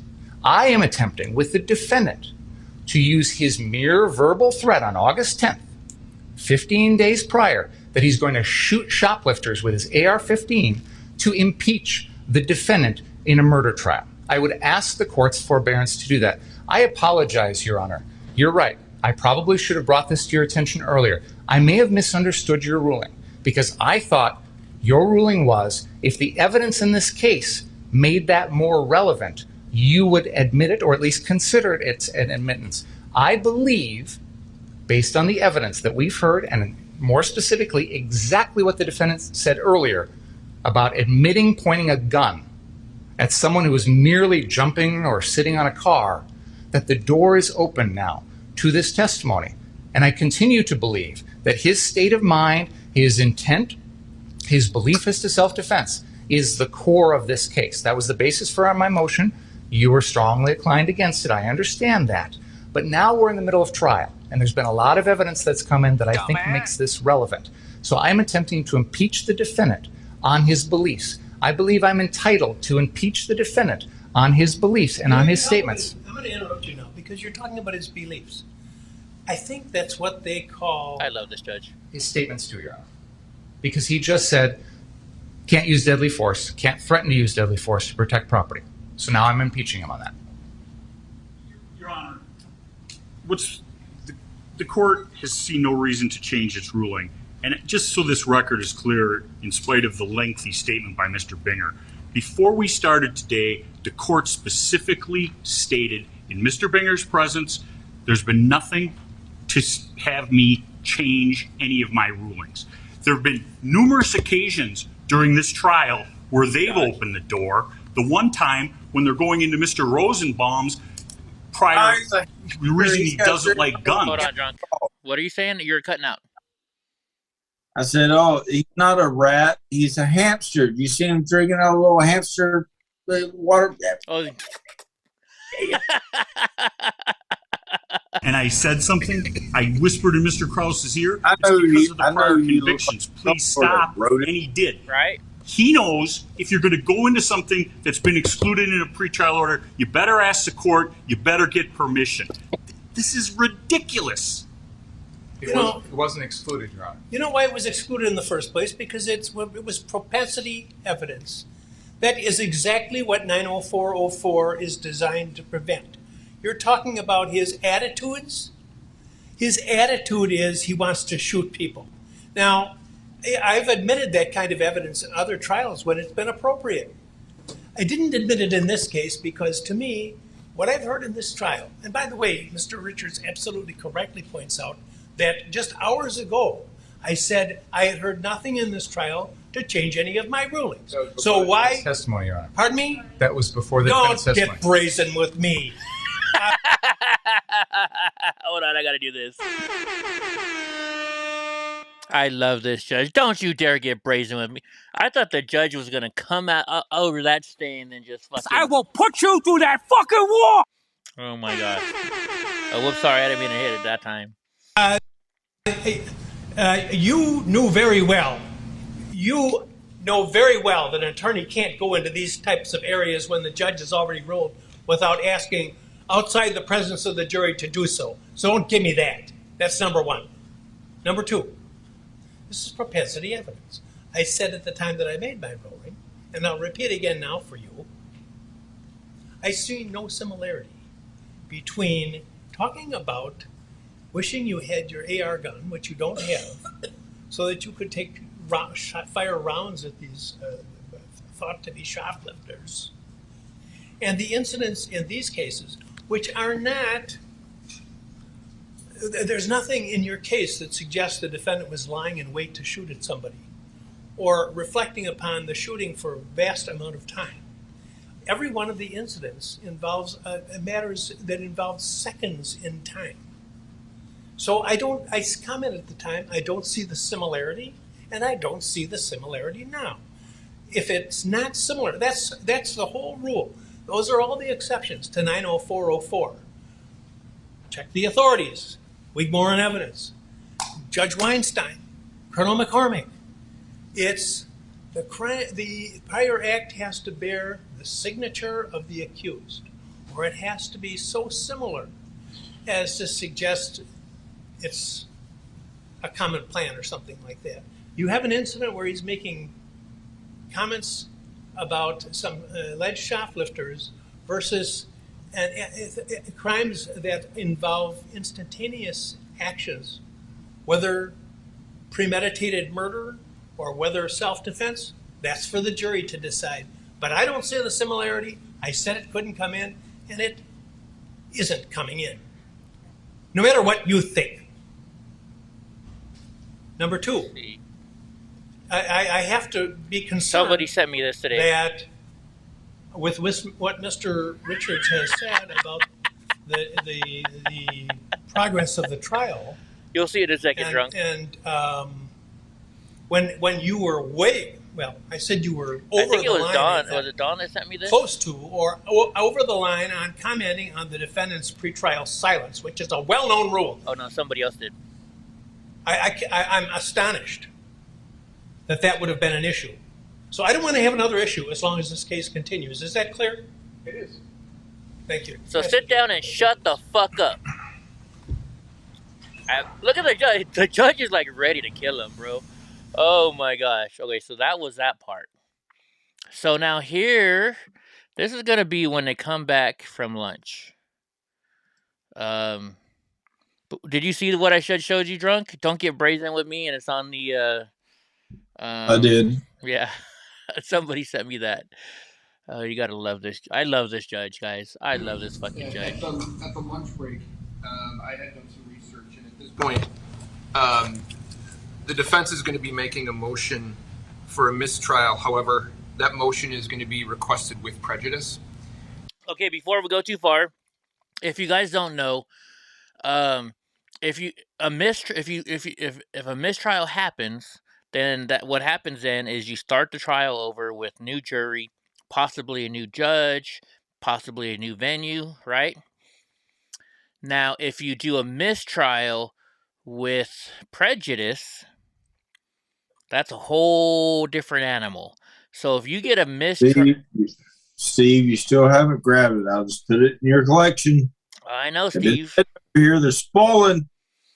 All right, Steve. So, a mistrial with prejudice, the difference is, if it's a mistrial with prejudice, that means that somebody did something wrong on purpose, and it can't be retried. Does that make sense? Right? Like, if you've ever watched Judge Judy, and she's like, you know what, fine, you know what, you don't have the paperwork here, I'm going to send it back to your home court without prejudice, meaning that it can still be tried. But if you send it back with prejudice, it can't be tried anymore. So basically, that's like a not guilty verdict. That's why they're asking for without prejudice. Does that make sense, Drunk? Did I explain that pretty well? You did. Okay. You did. All right. I'm aware that the court's aware that normally a defense motion for a mistrial does not preclude a retrial. I understand that. There are exceptions to that, however. And the case that I am drawing this from is Day versus State. It's 76 Wis 2nd 588. And what it says is, an exception to this rule exists where a defendant's motion is necessitated by prosecutorial impropriety designed to avoid an acquittal. Oh, I'd love Judge Judy. What has happened in this morning was 2 times. The state had commented on Mr. Rittenhouse's right to remain silent. The first time he was admonished by the court. The second time the court had the jury leave and re-admonished him on that. prior to Mr. Rittenhouse testifying, this court addressed various things with not only Mr. Rittenhouse, but with the lawyers. You had cited various statutes, and then you had asked if anything would be coming up on, for example, I think 90608. One of the other things you addressed was 90404. And you had said that based on the information that had come out at the trial, nothing had changed as it relates to your ruling. Yeah, I'm reading. I'm sorry, I missed Shortly it. thereafter, Mr. Binger stated, and we looked it up, previously, he said to Mr. Rittenhouse, previously indicated that you wish to have your AR-15 to protect someone's property. Clearly in violation not only of the prior ruling that you had made, but the ruling that very day, that very morning. It appears to be that there are two really elements the court must consider when making a determination on a mistrial for what amounts to prosecutorial overreaching. And the first one is the prosecutor's actions must be intentional in the sense of a culpable state of mind in the nature of awareness that his activity would be prejudicial to the defendant. I would argue to you that that's clearly aware of that. You had warned him, you had told him prior to Mr. Rittenhouse testifying that these things, certainly the 90404 was off limits. You had warned him about the infringement on his constitutional right to remain silent. He did it again. The second one, I think, requires some action by the court in terms of a finding. The second one says the prosecutor's actions was designed to allow another chance to convict. That is, to provoke a mistrial in order to get another kick at the cat because the first trial is going badly, or to prejudice the defendant's rights to successfully complete the criminal confrontation. Are you confused? No. Now, the case that I had cited is a Kenosha case. Because I heard it already. Hold State on. versus. Pause. What are you confused about, my friend? The chat. Oh, in the chat. Oh, you mean about MD? Oh, they're just messing with me. Is that who you're talking about? Yeah. I guess. It looks like it was a different picture. It looked like a similar picture of the truth with his kids. And oh, okay. Oh, you just got before, that's what it looked like with his Coca-Cola t-shirt. I guess it's just on my mind. You got and the I was truth just on like, your what mind. the fuck is going on? Right. Hold on. Okay, sorry. I'm a little distracted. No problem. A little distracted. Coping? Yep. 100 with second, 700. COPENING? Yes, sir. In that case, the court didn't make findings regarding the prosecutor's actions. So I don't know that it's my role to sit here and say who's winning. I don't think that's necessarily what I'm supposed to do. But I think the court has to make some findings as it relates to the bad faith on the part of the prosecution. And if the court makes a finding that the actions that I had talked about. All right, so I'm going to pause it right here. So basically, what he's saying is this. He is saying that the prosecution knows that that they fucked up. The trial is not going their way. The jury is already, you can tell, I guess, because we can't see the jury, but they can see the jury, right? So maybe they see the reactions, and he's like, oh, shit, the jury is not fucking liking me. The judge definitely doesn't like me, right? So what he's saying is this, look, the prosecution knows they're losing. So what they're trying to do is get a mistrial on purpose, so that way they'll get either another court, they'll definitely have another trial. They'll definitely have another jury. They might get another judge, and it might be in another city or in another courthouse. So that's what he's saying. That's their goal, which is illegal to do. Well, we've been thinking this from day one almost, right? Or at least once they started the proceedings. I guess. I didn't really start... well, I knew that they were losing, yeah, because they were doing such a shitty job. I knew that. But I didn't think they were going to go and do this. No, automatically, everybody was saying that they picked up like, okay, let's say you're two lawyers. You walk into an office. One's the defense, one's the prosecution. But you're the prosecution, but you walk over and pick up the defense's papers, and you present the case off those papers. It seemed like they were throwing the case from the very get-go. Yeah. Oh, I don't know. The only thing that I really worry about is swaying the jury, right? So yesterday, somebody took a video of the jurors getting off the bus. You know, so I don't know, but the judge gets mad again. So hold on, let's finish playing this. Were done in bad faith. Then I think both elements for mistrial with prejudice have been met. And I think under the circumstances, based on what I've put forth on the record, I would certainly ask the court to consider those. And I would ask the court grant the motion with prejudice. Thank you. Thank you. State? Your Honor, I would like an opportunity to more fully respond to this. I just had a tinfoil hat moment, Eddie. Okay, what's your tinfoil hat moment? Okay, so if the jury finds Kyle Rittenhouse not guilty, people are going to riot. Yeah. Yeah? Oh, I'm pretty sure. I would guess. Yes. Okay. So, let's see. Like I said, this just popped in my head. I'm trying not to lose it. If it's called a mistrial without prejudice, I think this is where I'm going. The jury's lives would be, justice would be served, and the jury's lives would be, people aren't going to try to kill the jury if they you know, if it's a mistrial and that they're just not a part of it.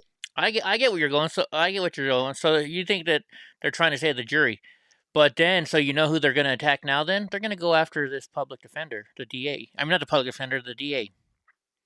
No, well, I assume the judge, but the judge is probably like, "Fuck you." No, they're not. They're not going. The judge has nothing to do with it. They're going to go after the prosecutor. If they lose because of what the prosecutor did, they're going to go after the prosecutor.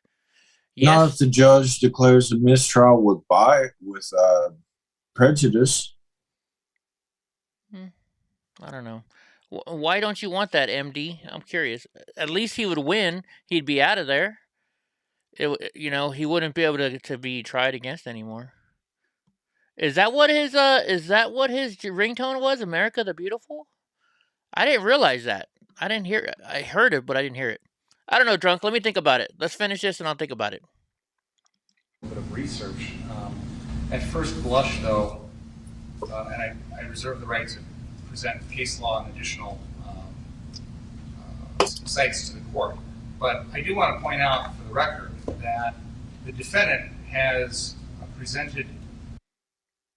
What the? Which is a well-known rule. Fuck! It did this again to us. Oh, you assholes! Why is YouTube fucking with me today? YouTube, go fucky. YouTube, go fuck yourself. There have been questions about what he did, things like that. He has decided, probably on advice of counsel in those circumstances, what's up, Wednesday Adams? Not to give a statement in the media about what happened. But he is talking about his family life, he's talking about his friends, he's talking about the circumstances of the case, he's talking about how this has affected him and things like that. So my point in asking those questions was, you have agreed to talk to the media, you've agreed to talk about yourself, you've agreed to I'm proud to be American? Oh, nice. But until now, I knew he was a this patriot. is the first time you're explaining your actions. And so I wasn't referring to his in-custody statements. In fact, I never asked either detective about what the defendant told him. He actually starts to tell them some things, and then he says he wants a lawyer, and they stop him. And they Mirandize him first, by the way. Then he starts to tell them some things, and he says, but I want to talk to my lawyer. And they're like, okay, we're done.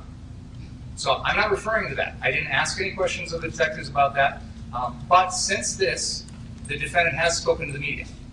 He has talked about his life, about circumstances related to this case. He just hasn't given his exact version of events that night.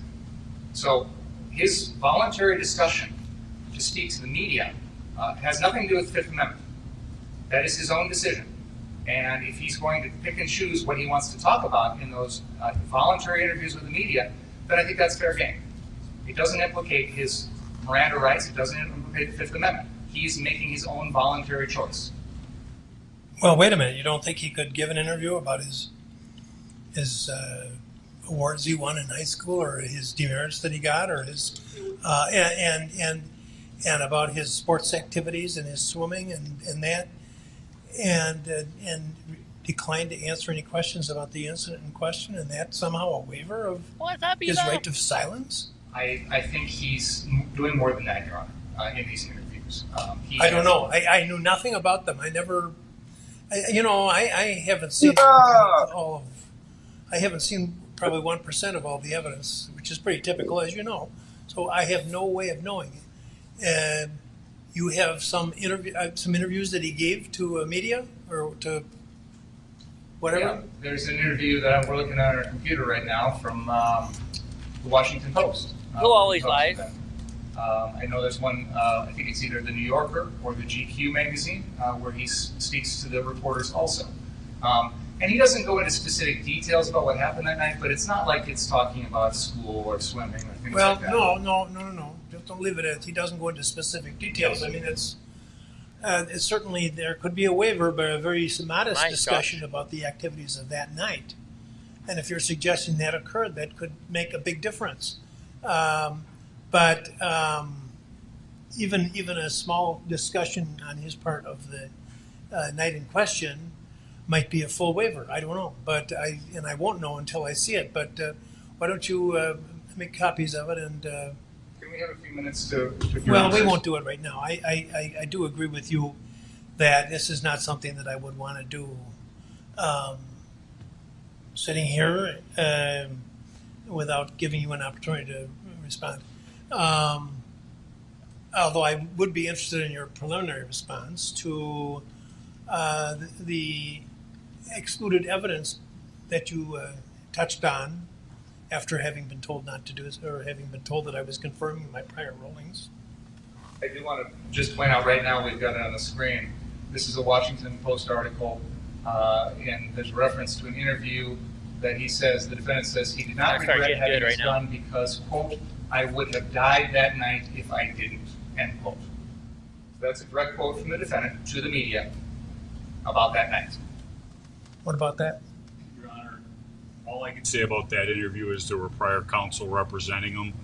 I don't care about that. Well, and I believe it was a telephone interview. I don't know anything about the circumstances of that. I'd have to read the article. Well, that might make a difference.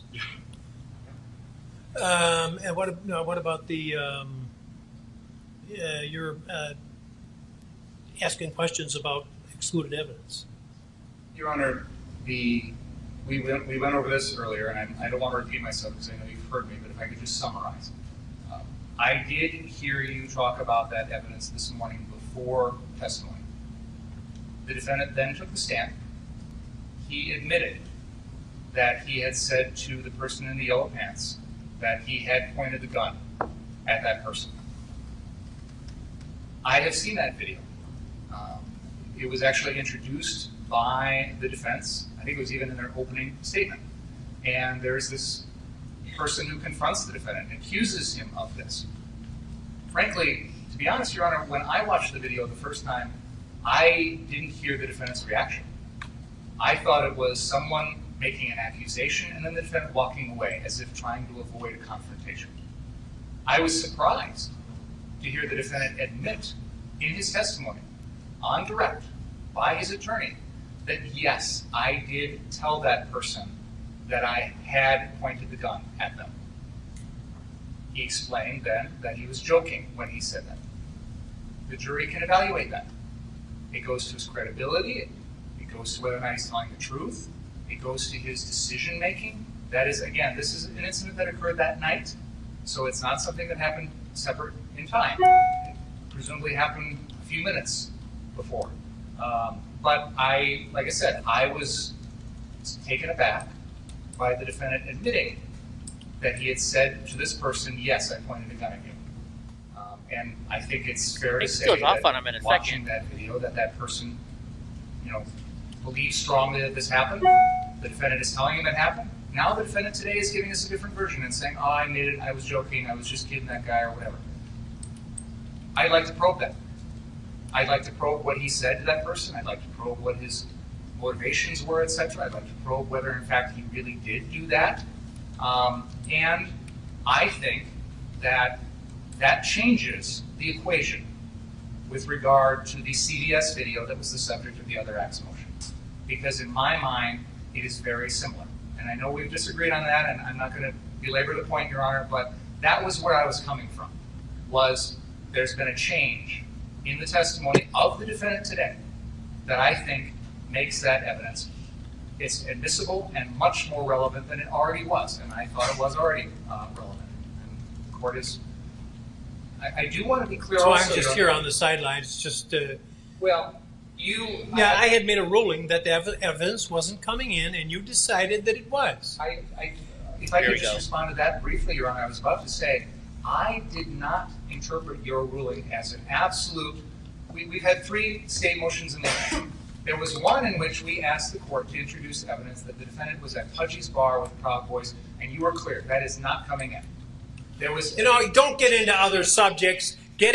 Come on, what you're telling me, you're an experienced trial attorney, and you're telling me that when the judge says, I'm excluding this, you just to take it upon yourself to put it in because you think that you've found a way around it? Come on. If I may finish. Come on! Put you through that fucking wall! The ruling on our 3 motions and other acts motions was there were some gradations there. That you were clear that some things were absolutely out, and then you left the door open on other things. So I saw that distinction, and I thought to myself, clearly I know this is out, but you left the door open on other things. So I didn't interpret your ruling as this is absolutely never coming in, and I have practiced before you, Your Honor. I have filed other acts motions before you. Your practice oftentimes is to reserve ruling on those until you see the evidence. And I think you even said something to that effect at our motion. I undoubtedly did. So I thought, this is my good faith explanation to you, and if you want to yell at me, you can. My good faith feeling this morning after watching that testimony was you had left the door open a little bit, now we had something new, and I was going to probe it. I don't believe you. There better not be another incident. I'll take the motion under advisement. And you can respond. When you say that you were acting in good faith, I don't believe that. Okay? Let's proceed. Everybody in good faith. So basically, he said he'll take it under advisement. So the judge could still do this, right? You know that judge wants to jump over that fucking thing and just whoop that dude's ass. You know it. Come on! Right? I know it. You know it. Hey, by the way, Josephine's not in here anymore, guys, but I'm going to show you this. She donated some money. She sent money to me. And so, look, I didn't want to put her last name in there. So for her last name, I used EddieBlockFilms. So she donated $100 towards Maria and the Truth family. So thank you, Josephine. Thank you. Thank you. All right. All right, you guys ready to move on to the regular news? I think we got enough of the trial now. Y'all see what's going on. I can't wait till tomorrow. I'm in. It got a little boring this afternoon, but still, it's been pretty good. Damn it, I got lettuce stuck in my teeth. Don't you hate it when you get lettuce? Steve Pence, I know you would, brother. What you dipping in? That blue cheese? You got that blue cheese over there? Let's see. I don't know. Am I? Oh, it's the chunkies. It's the chunky. Yeah. Heck yeah, baby guy. Baby guy. Oh my gosh, I almost said baby boy. Baby boy. Drunk uncle. I love you, drunk uncle. Oh yeah. That's off camera. Stop talking about that. That's off camera. I don't know if you were there when, so there was a part where court was like silent for a few minutes. like I just couldn't stand it anymore, and so I was like, I see dead people. Because they were talking about, you know, it had kind of like a double entendre there, but not in a dirty way. You know what I mean? Hell yeah, Steve Pence. Hold on, I'll do it for you, buddy. I will put you through that fucking wall! You know what I'm going to do for Steve Pence tonight? I'm going to go watch John Wick. That's how I knew it was him. So Steve Pence was under another name today, and he's sitting there, and he typed in John Wick, and then I was like, "Are you somebody used to come in the chat under another name?" And he's like, "You know who I am," and I was like, "Oh yeah, I know who you are now." All you gotta do is say John Wick. Fuck with this person in the chat. Oh, Eva, thank you for donating a couple bucks too. Huh? I said, I thought I remember if it was during the trial, and I knew there was a troll in there that I was fucking with, and I hope it wasn't that person. No, it wasn't that person. No. Steve Pence wouldn't be a dick. Steve Pence. But you know, Steve Pence seems to be like the guy who kind of fuck with you if he wants to, especially if he comes under a new name. Yeah, we love Steve Pence. You know. Yeah. No, they're not. New name. They're like, hey, motherfucker. They're like, how dare you? They're like, I know this. How you know that? I don't know. Nah, we love you, Steve Pence. Hell yeah, brother. Go take Alexis out and I don't know. Did you get her pregnant yet, bro? Did you get her pregnant yet? Just curious. I know you're working on it. He's working on it. He got, you know, if you guys don't know, Steve Pence, he was in a major accident. A dumbass hit him in a car. They had been drinking, and it's a sad state. He was in the hospital for quite a bit. He was in the military. Steve Pence is a badass dude. And him and his nurse fell in love, and they're gonna be getting married. So it's like a movie love story, right? So yeah, no, he has it going on. All right, guys, let's move on to our regular news. Let's see what do we got on here today. I want to put it on this one so I can read it. Oh shit, they're having twins! Congratulations, brother! Congratulations. Hell yeah. Hold on, wait. The DJ horn goes for this too, right?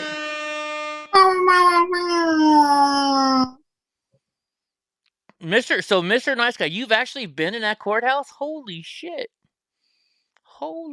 Wow.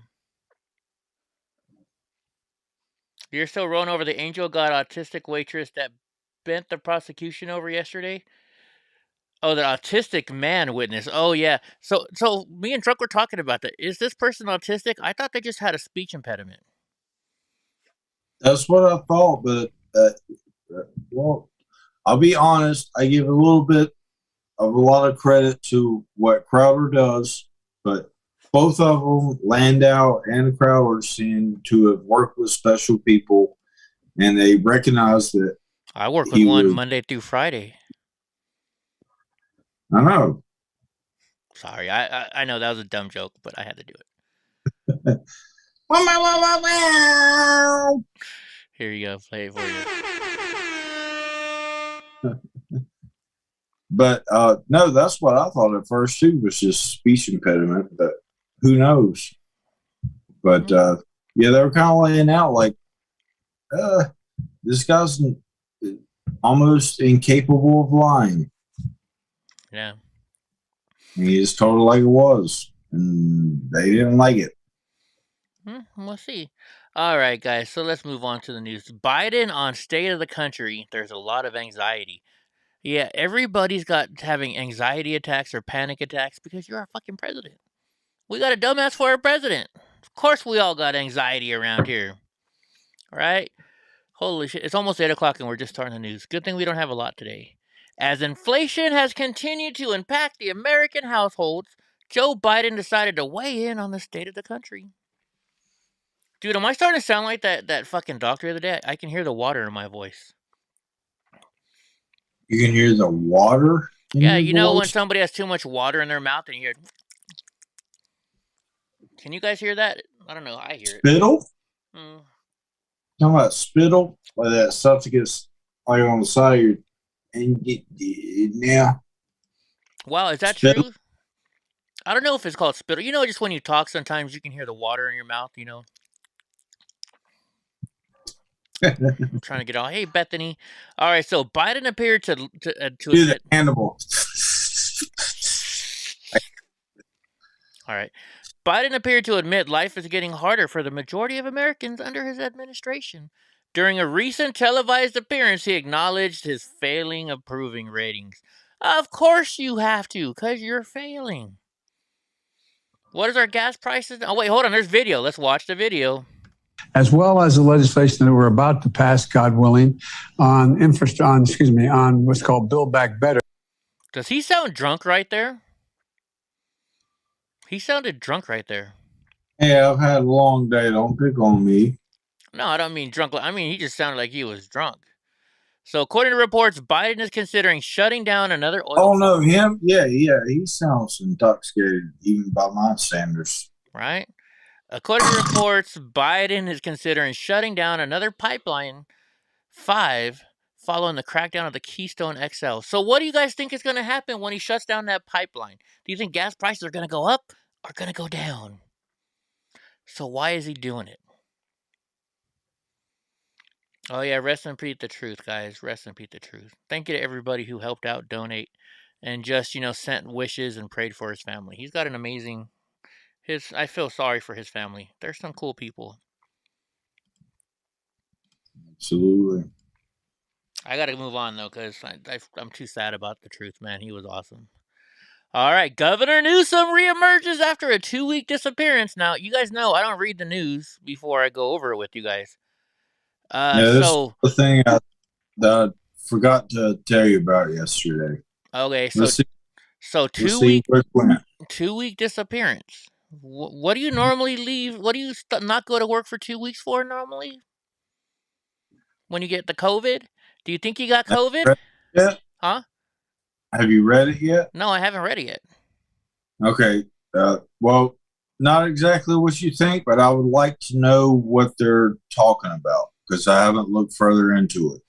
Okay, no, like I tell everybody here, I read the headlines, and if I think they're a cool headline, I will save them, and then we'll go over together, because I would rather react to you with my initial reaction than to stage it, right? So no, I haven't read this. I'm guessing it's freaking COVID.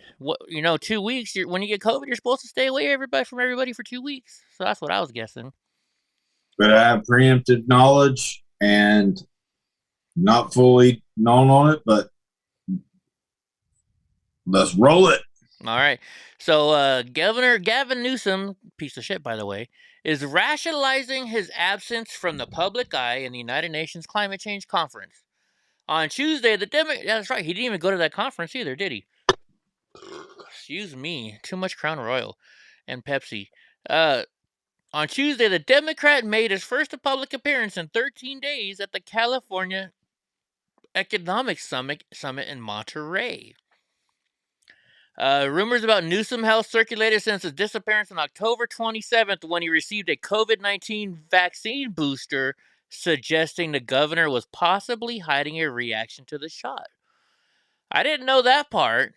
When asked about his unusually low profile, however, Newsom claimed that he had what he says was an intervention from his kids who were upset he was going to be absent from Halloween.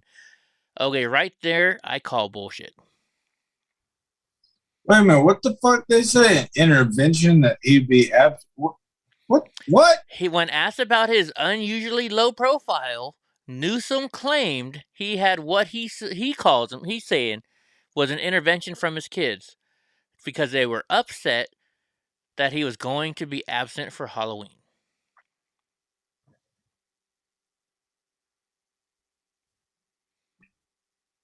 What does one day have to do with 2 weeks? Right? I think, Gavin Newsom's a piece of shit. He cheats on his wife. Whenever do you see him with his family? I mean... he's out catching waves, bro. Right? I think he had a reaction to. Now, I didn't know that he just had a shot. Now, I am not a medical doctor in any way. I am not providing medical misinformation. Keep digging, bro. Keep digging. I just I think it's just strange. I'm just gonna stop right there. It's too much of a coincidence. Okay. Now keep cruising, bro. Keep cruising. We saw. We saw. You gonna right. find it fine. So he should have had enough candy for the whole state, right? He's got freaking tons of money. So, anyways, the United Nations Climate Conference runs through this Friday, November 12th. Yet, after the productive work week of dress-up, soccer tournaments, and selfies, the governor still... Did you just change the subject? No. He missed... You're still on the same article. Yes, because he missed the United Nations. He didn't go to it. Okay, I'm on a delay. I was like, wait a minute, you just skipped over a big part. Nope. Nope. Sorry. I get freaked out with the delay. Yeah. Sorry. So after the productive work week of dress-up, soccer tournaments, and selfies, the governor still had a full weekend planned. Instead of speaking to the world about his state is grappling with wildfires, droughts, oil spills, and wrestling with the reliance on fossil fuels, the California governor attended the star-studded wedding for billionaire Ivy Geddes, where Nancy Pelosi was also there. Remember, we saw her not wearing a mask.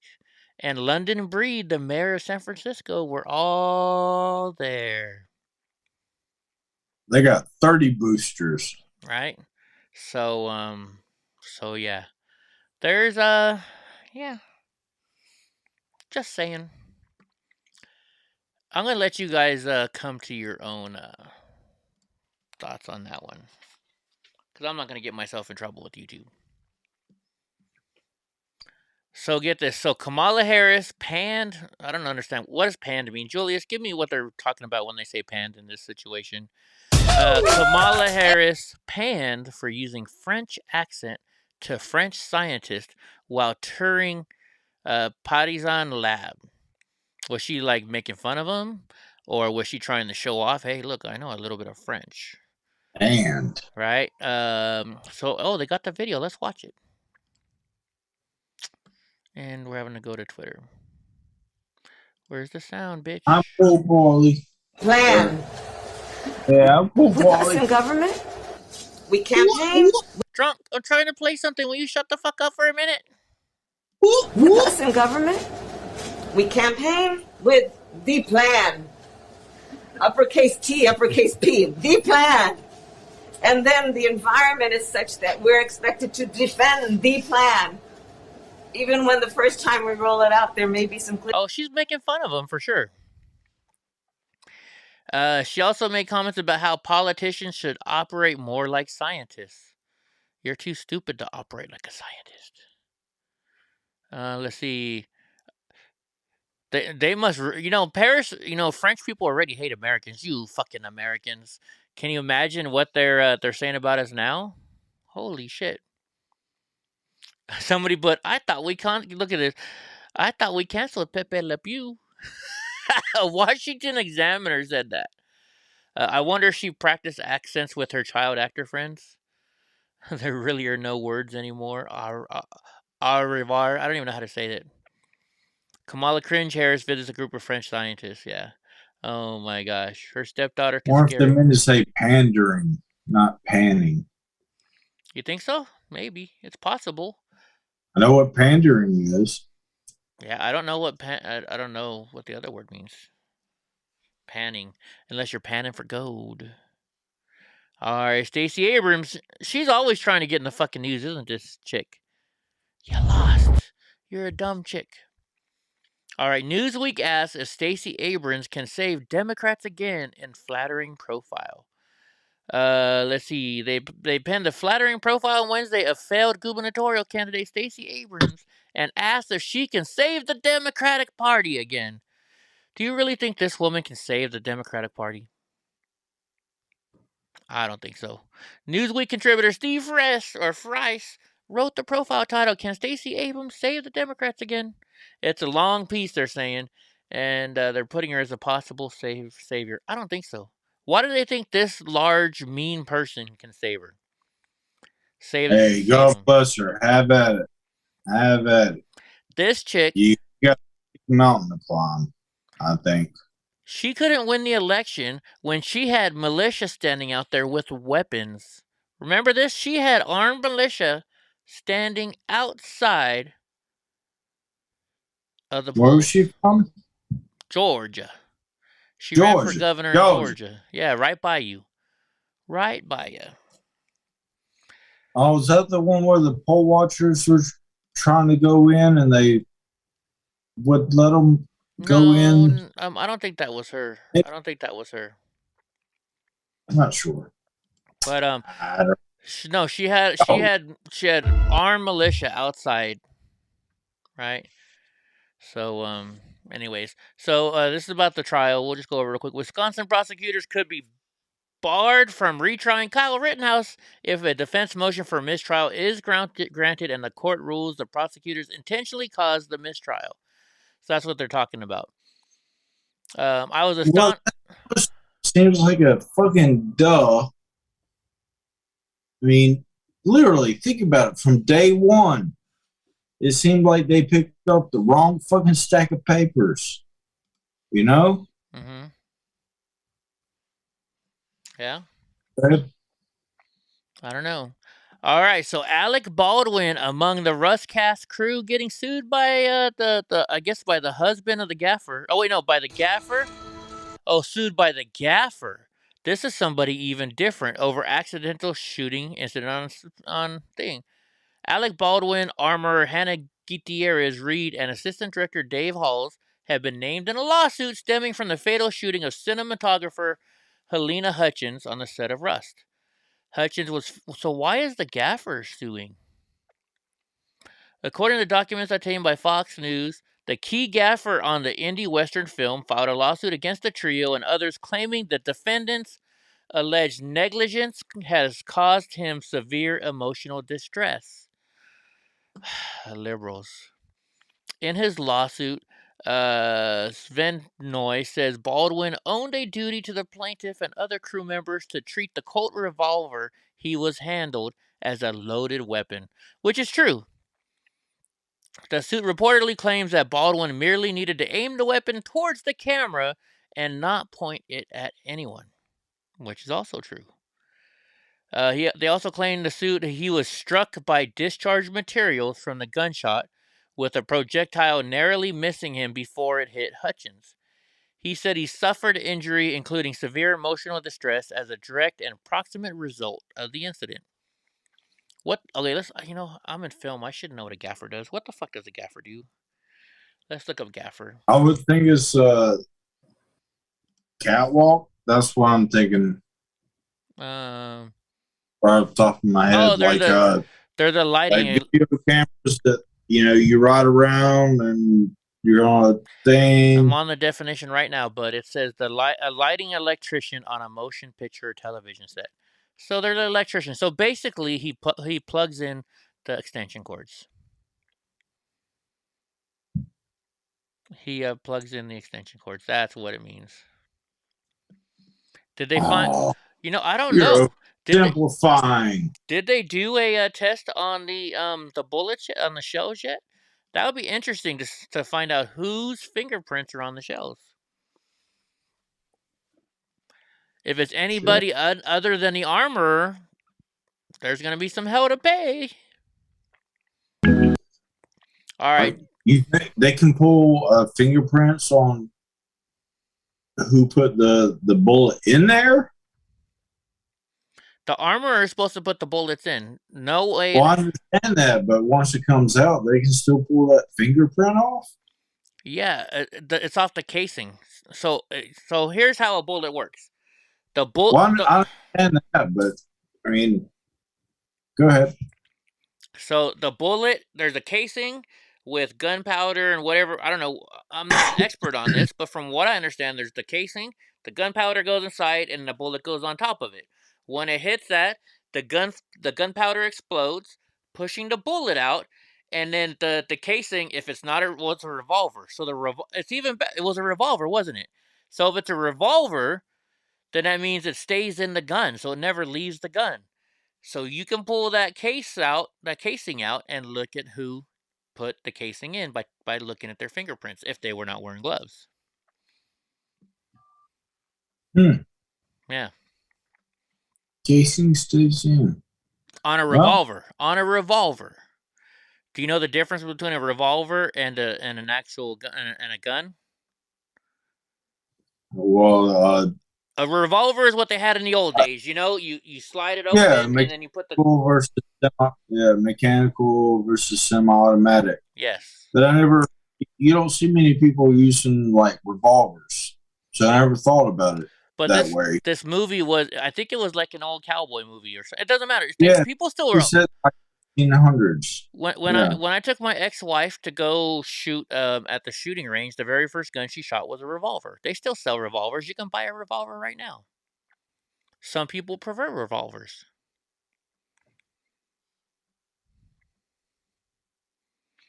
All right, Judge Janine goes off on Adam Schiff.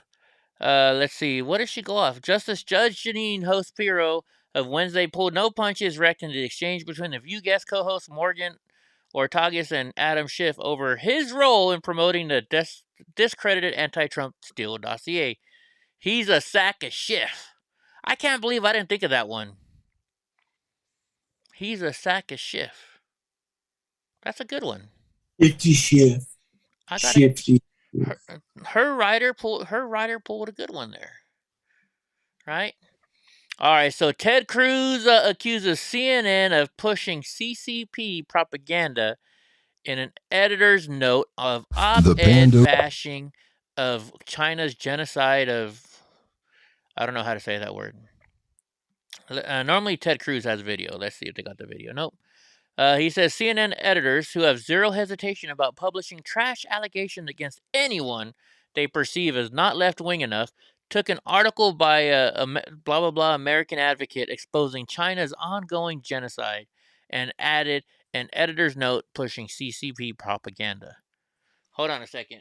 Donald Trump don't trust China. China is asshole. That's all I'm going to say about this one. Autos kick out the shells and may still have prints. The sun or weather could mess with those prints. Versus a revolver. I think the revolver probably has better shape. Right? And just so somebody just said no brass left behind. That's another thing. So some places you go, they don't let you take your brass because they want to recycle it, right? But here's the thing. If you shoot at a gun range, you leave your brass behind, and then somebody wants to go murder somebody and they take that brass off the ground from that shooting range, they can just throw that brass out there with your fingerprints and frame you for it. Just saying. Think about that. No, I totally, I'm confused on what you just said. Okay, so when you go to some gun ranges, will not let you pick up the brass when you shoot on their range because they go and they recycle it, or they have a reloader and they reload it. Right? I think reloading is illegal, but still. Okay. So is that where you make your own bullet from the casing or something? Yeah, you reload it. You put another bullet in there. So think about it this way. So you're shooting, right? You know, you leave your casings on the ground, which they make you do. And then let's say somebody wants to go murder somebody, so they go to that range. If they have a 9mm, they pick up a couple 9mm freaking shells. And when they go shoot somebody, I see where you're going. They throw the shells with your fingerprints on the ground. So they don't become a suspect. It goes towards somebody else. I see where you're going with that. Right? Just a thought. Think about it. Just saying. Folks. All right. Biden again claims Americans do not understand how the supply chain works. He's saying Americans are stupid. You're starting to get pulled out of the matrix, Eddie. Maybe a little bit. But We're pulling you away. We're going to get you. You know the reason why Biden's saying this? Because he works with Democrats, and liberals are fucking dumbasses. Let's just put it this way. Most liberals, that's how they win. Oh, we're gonna give you everything for free. You're not gonna have to pay for anything, and these people believe it. So of course he believes they don't know how the supply chain works. So his comments during a speech in Baltimore about the agenda and a bipartisan infrastructure deal, which he plans to sign into law on Monday. You hear a lot about the supply chains in the news, but frankly, not a lot of people have a clear understanding, whether they have a PhD or they didn't go to school, about how a supply chain works. We all know how a supply chain works. But to put it in simple terms, supply chain is just the journey the production takes to get to your doorstep. That's not simple terms to me. You want to know simple terms? Is that your Biden impression? You got to bring the tone down and slow it. No, I don't have a good Biden thing. You know what? You're right, Steve Pence. That's true, because they look for the rifling on the cases, don't they? I never thought about that. They do I look try for... to do it with you, but I can't see it. Yeah, I have an awful... I'm not good at impressions. So that's why I'm not a comedian. Well, you can always work on it. I never see myself as a comedian, but I'm trying to work on it. Yeah. Oh, I'm just Just not get a good at laugh here and there.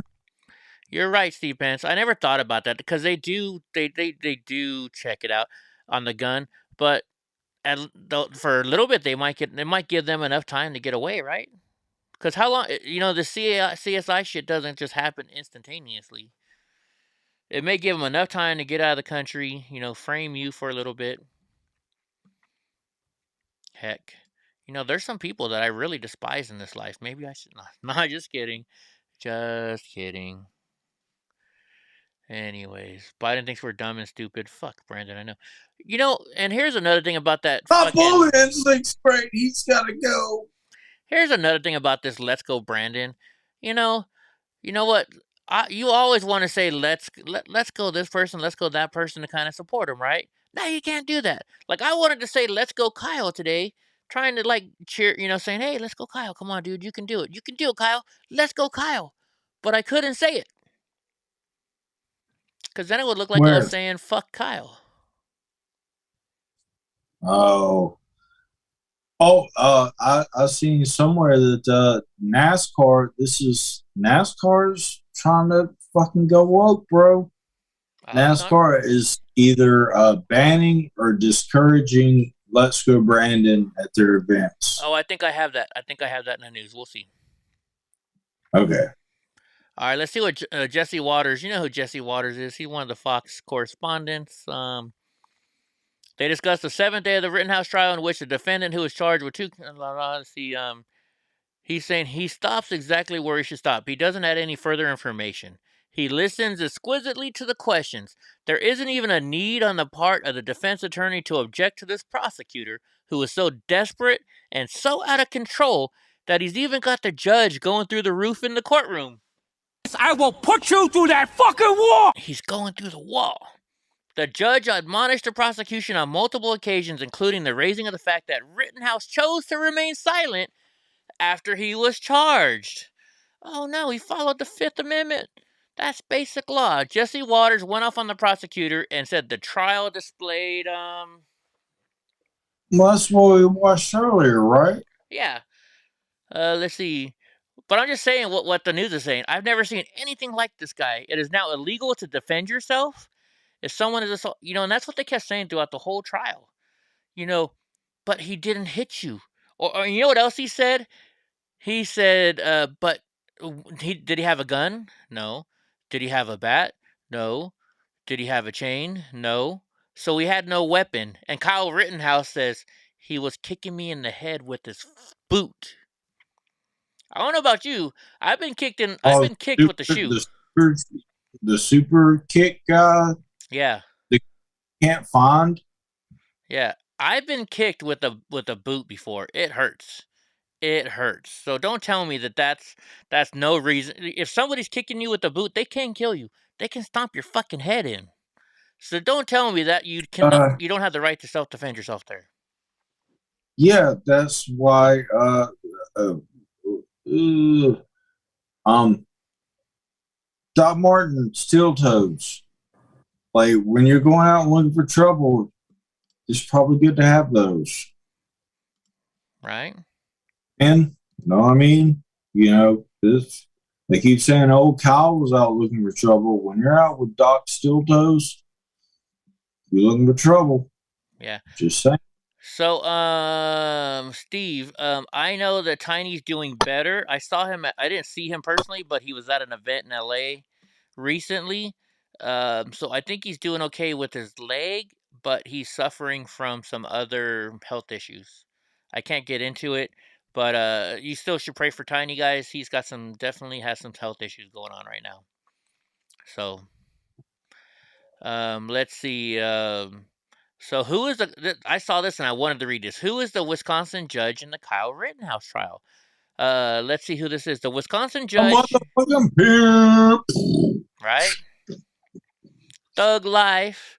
The trial, Kyle Rittenhouse tore into a prosecutor Wednesday during a testy exchange. Judge Bruce Schroeder. But who he is? I don't care about that. We already went over that. I want to see who he is. Schroeder, 75, who is overseeing the highly publicized proceeding, has a reputation for being stern and handing down tough sentences. In 2018, he sentenced a woman convicted of shoplifting to inform managers of every store she entered that she was on supervision for theft. That doesn't sound stern to me. He told the woman that embarrassment does have a valuable place in deterring criminality. I like this guy. I like him even more now. Schroeder is the longest-serving active circuit judge in Wisconsin. He was appointed as a Kenosha County Circuit Court judge in 1983 by a Democratic governor, Anthony Earl. He was subsequently elected for a full term a year later and most recently re-elected last year. So I guess he might be a Democrat. He has run unopposed the last 3 elections. Among his other high-profile cases include the murder trial of Mark Jensen, who was accused of poisoning his wife with antifreeze and smothering her in their garage more than 2 decades ago. Appellate court on the state Supreme Court said he erred by admitting as evidence a letter Jensen's wife gave to the neighbors. Before becoming a judge, he served as Kenosha County District Attorney, so he was a DA and an assistant DA. Before the Rittenhouse trial began, the judge ruled that attorneys could not refer to Huber and Rosenbaum as victims. He did rule the defense lawyers could refer to them as looters or arsonists or rioters. I don't see anything wrong with that because they were. He's protected of the right to present a defense, the right to confrontation. He's that way for all defendants regarding of the case. The judge, in my opinion, is not swayed by or interested in politics, and he'll apply the rules evenly handed without any influence from the media. And I gotta be honest, I've seen that. See you later, MD. Have a good night. I can see that he's a good judge. I like him. I like him as a judge. Okay, let's go to copy link. Let's see. Longtime New Jersey Senate president concedes to the GOP truck driver Ed Dorr. Finally. You know, let's see. When asked what happened to upend the race in the state's 3rd district, Sweeney said it was a red wave. You got that right, baby. People are sick and tired of the fucking Democrats. Is your shit not working? Steve Peterson here with Infinity Investments. Whoa. And I'm inviting you out to a very... Sorry. It was a red wave, baby. Oh, no. Oh, no. Oh, yeah. Oh, no. What the heck is going on? My phone's going off. Let's see. I'm going through these kind of fast, guys, because it's late, and I have to go use the restroom. So, Vermont GOP chair says rally in hometown of Brandon puts positive spin on the anti-Brandon slogan. Oh, that's perfect. They got they got a city called Brandon, so they're having a rally in there for the GOPs. Is that not awesome or not? Green, let's go Brandon shirt coming in. Do you? Oh! You know what came in the mail today? Hold on, where is it? Where'd you go? Don't show that. I got something in the mail today. Where did I put it? I put it right here. Hold on. Let me show you guys. It matches my shirt. You all know I hate wearing a fucking mask, but at least whenever I do have to wear a mask now. Oh no, hold on. Let me put it up so you guys can see it. Let's see. Turn it 180 degrees or 90 degrees. Turn it. There you go. All right, hold on. Let me make it bigger so you guys can see it. That's what she said. Oh, look at this. I got an EddieBlockFilms mask. Is this badass or what? So, whenever you guys hate having to wear a mask, but you gotta wear a mask, you can wear an EddieBlockFilms gator. Please keep in mind you cannot wear I got one this of from my phone those the other day too. I got an EddieBlockFilms phone now. Oh. Is that not badass or what? Yeah, do you hear what I said? What's that?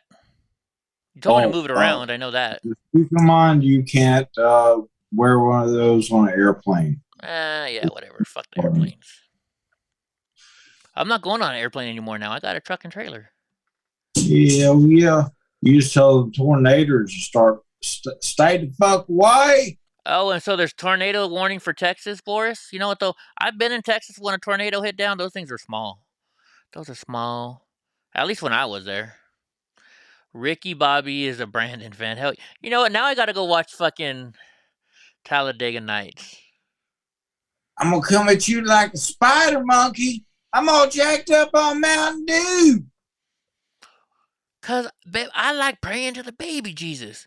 I like baby Jesus, baby. You pray to grown-up Jesus, baby Jesus. Right. Bearded Jesus. And I like the infant one. All right, so the newly elected chair of the Vermont Republican Party, Paul Dame, said he'll hold a rally in his hometown of Brandon, Vermont, to put a positive spin on the We don't need a positive spin on. It's already positive. Let's go, Brandon.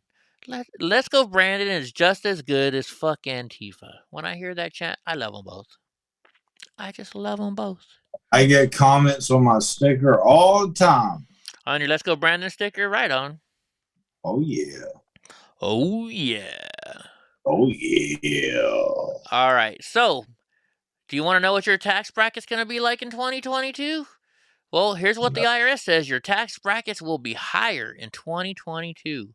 You don't say. I wonder who's the cause of that. At Fidelity, you're dedicated. Could it be some piece of shit named Brandon in the White House? It says, because of the spike in the cost of most consumer goods, the majority of the tax bracket thresholds are rising at a faster pace than usual. Isn't this what I told you guys? Didn't I tell you guys this was going to happen? Eastbound and Down. I've never seen Eastbound and Down. I've heard the song. Eastbound and Down from, what's his name? He was the guy in the Jerry, what's his name? Jerry something. He was the from Smokey and the Bandit, right? All right, so the IRS releases inflation adjustments for tax provisions on an annual basis, although calculations is based on a different measurement. So let's see, for single individuals, 10% taxable income up to $10,000. Up to from $10,275 to $41,000, you're getting charged 12%. If you're making over $41,000 to $89,000, you get 22%. If you're making $89,000 to $170,000, you're getting charged 24%, and 32% from $170,000 to $215,000. Once you get above that, it's 35% and then 37%. But see, hold on a second. Here's the problem, guys. Jerry Reed, thank you, Steve Pence, thank you, Eric. The whole thing is this: that's just your IRS taxes. That's not your Social Security tax. That's not your state tax. That's not your gas tax. That's not the tax you pay when you go buy a candy bar at the store. That's not the tax that you pay when you You pay for your cell phone service. That's not the tax you pay when the plumber comes over to fix your house. You're taxed on everything, right? And think about this. So, Good old Uncle Sam. He always wants a little piece. yeah, according from what I saw somewhere, it says we're getting taxed like a total of like 57% when you add all that stuff together. So if you're married, you get 10% tax up to $20,000, 12% tax up to $83,000, 22% up to $178,000. You know, that's already way out of my budget. 24% up to $340,000. So they're just taxing the fuck out of you guys. Tax, tax, tax. Right? I have a buddy that has this awesome shirt that says taxation is theft. Right? I mean, I get it. We got to pay for shit like, the fire department coming and helping us out and stuff like that. I get that kind of stuff. For the Is police. your friend Caitlin Bennett, isn't that one of her shirts? Taxation is theft. And where the hell's she been? I don't know. I haven't seen her. Actually, you know what it is? It's a Turning Point. Turning Point USA, I think. Well, let's just look it up. I believe it's because I got that one. Turning Point. Taxation is theft, I think. Taxation is theft. I haven't seen Caitlin Bennett in a while. I don't know what happened. I don't know. Maybe she done got preggers. Maybe she got pregnant. Yeah, this is from TP USA. Taxation is theft. I knew I saw it from them. I used to be a member of TP USA, but not anymore. I was at an event, at a TP USA event, and they walked up to me and they said, "Eddie, you have to take off your MAGA hat." And I was like, "Why?" They're all, "Cause TP USA doesn't want to be represented in that way." I said, "Well, then I'm not fucking TP USA anymore, cause this is the United States and I have freedom of speech. You're taking away my freedom of speech, so go fuck off." That's all. This is Charlie Kirk and Candace Owens, right? Yep. Turning Point. Yep. They told me to take off my MAGA hat. Not them personally. Okay, but the person in charge of California came up to me and said, "Eddie, you got to take off your MAGA hat." So you know what my Turning Point chapter at Fresno State did? We all left and we started another chapter of not Turning Point, but another group. So, anyways, but I'm sure Charlie Kirk and Candace wouldn't have opposed to you having your hat on. I'm hoping it's because of just marketing stuff, I guess. I don't know. Anyway, so Jimmy Kimmel, this dumbass, blames sexism and racism for Kamala Harris's historically low approval rating. Maybe it's because she's a fucking bitch that got her way into power by sucking the dick of the mayor of, let's see, San Francisco, and who knows what other dick she sucked to get up there. If you told me she sucked the dick of Gavin Newsom, I would not be surprised. I wouldn't be surprised. That was Tuesday. Right? Stop bringing up old news.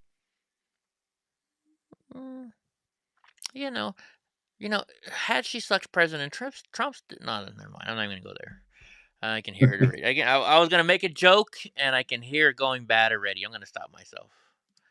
That would have been a bad joke. So I tried, but he's bailed out on the deal at the last minute. He said, never mind. We are at. Yeah. All right. Yeah. So Henry Ruggs' lawyer. If you guys don't know who Henry Ruggs is, he played for the Raiders. He's a wide receiver, and he was charged with a DUI, and he killed somebody and her dog last week. So the lawyers want to keep his medical records private. I wonder why. Former Las Vegas Raiders wide receiver Henry Ruggs III was charged with driving under the influence in a deadly crash that killed a woman and her dog last week. Oh, look at the poor guy in the neck brace. But he said, what the fuck is that in his hair? Does he have a comb in his hair in court? What is that? That's not a comb. What is that? That looks weird to me. This little black spot. Let's see. In the aftermath of the unfortunate events that took place, attorneys who represent Ruggs said on Wednesday that they want to keep the medical records out of the hands of the prosecutors charging him. I wonder why. Is there drug? Whoa, I didn't. Okay, so I didn't read this. So prosecutors filed additional felony charges.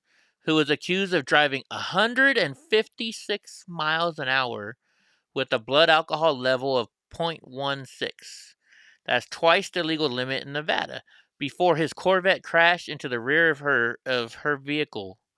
Wow, 156 fucking miles an hour. Damn. Right? He didn't appear in court in person. He did not appear in court in person when the additional charges of causing substantial injury and misdemeanor possession of a gun while under the influence were filed. So not only was he drunk driving, he had a gun on him too. It could mean even more prison time for Ruggs if he is indeed convicted.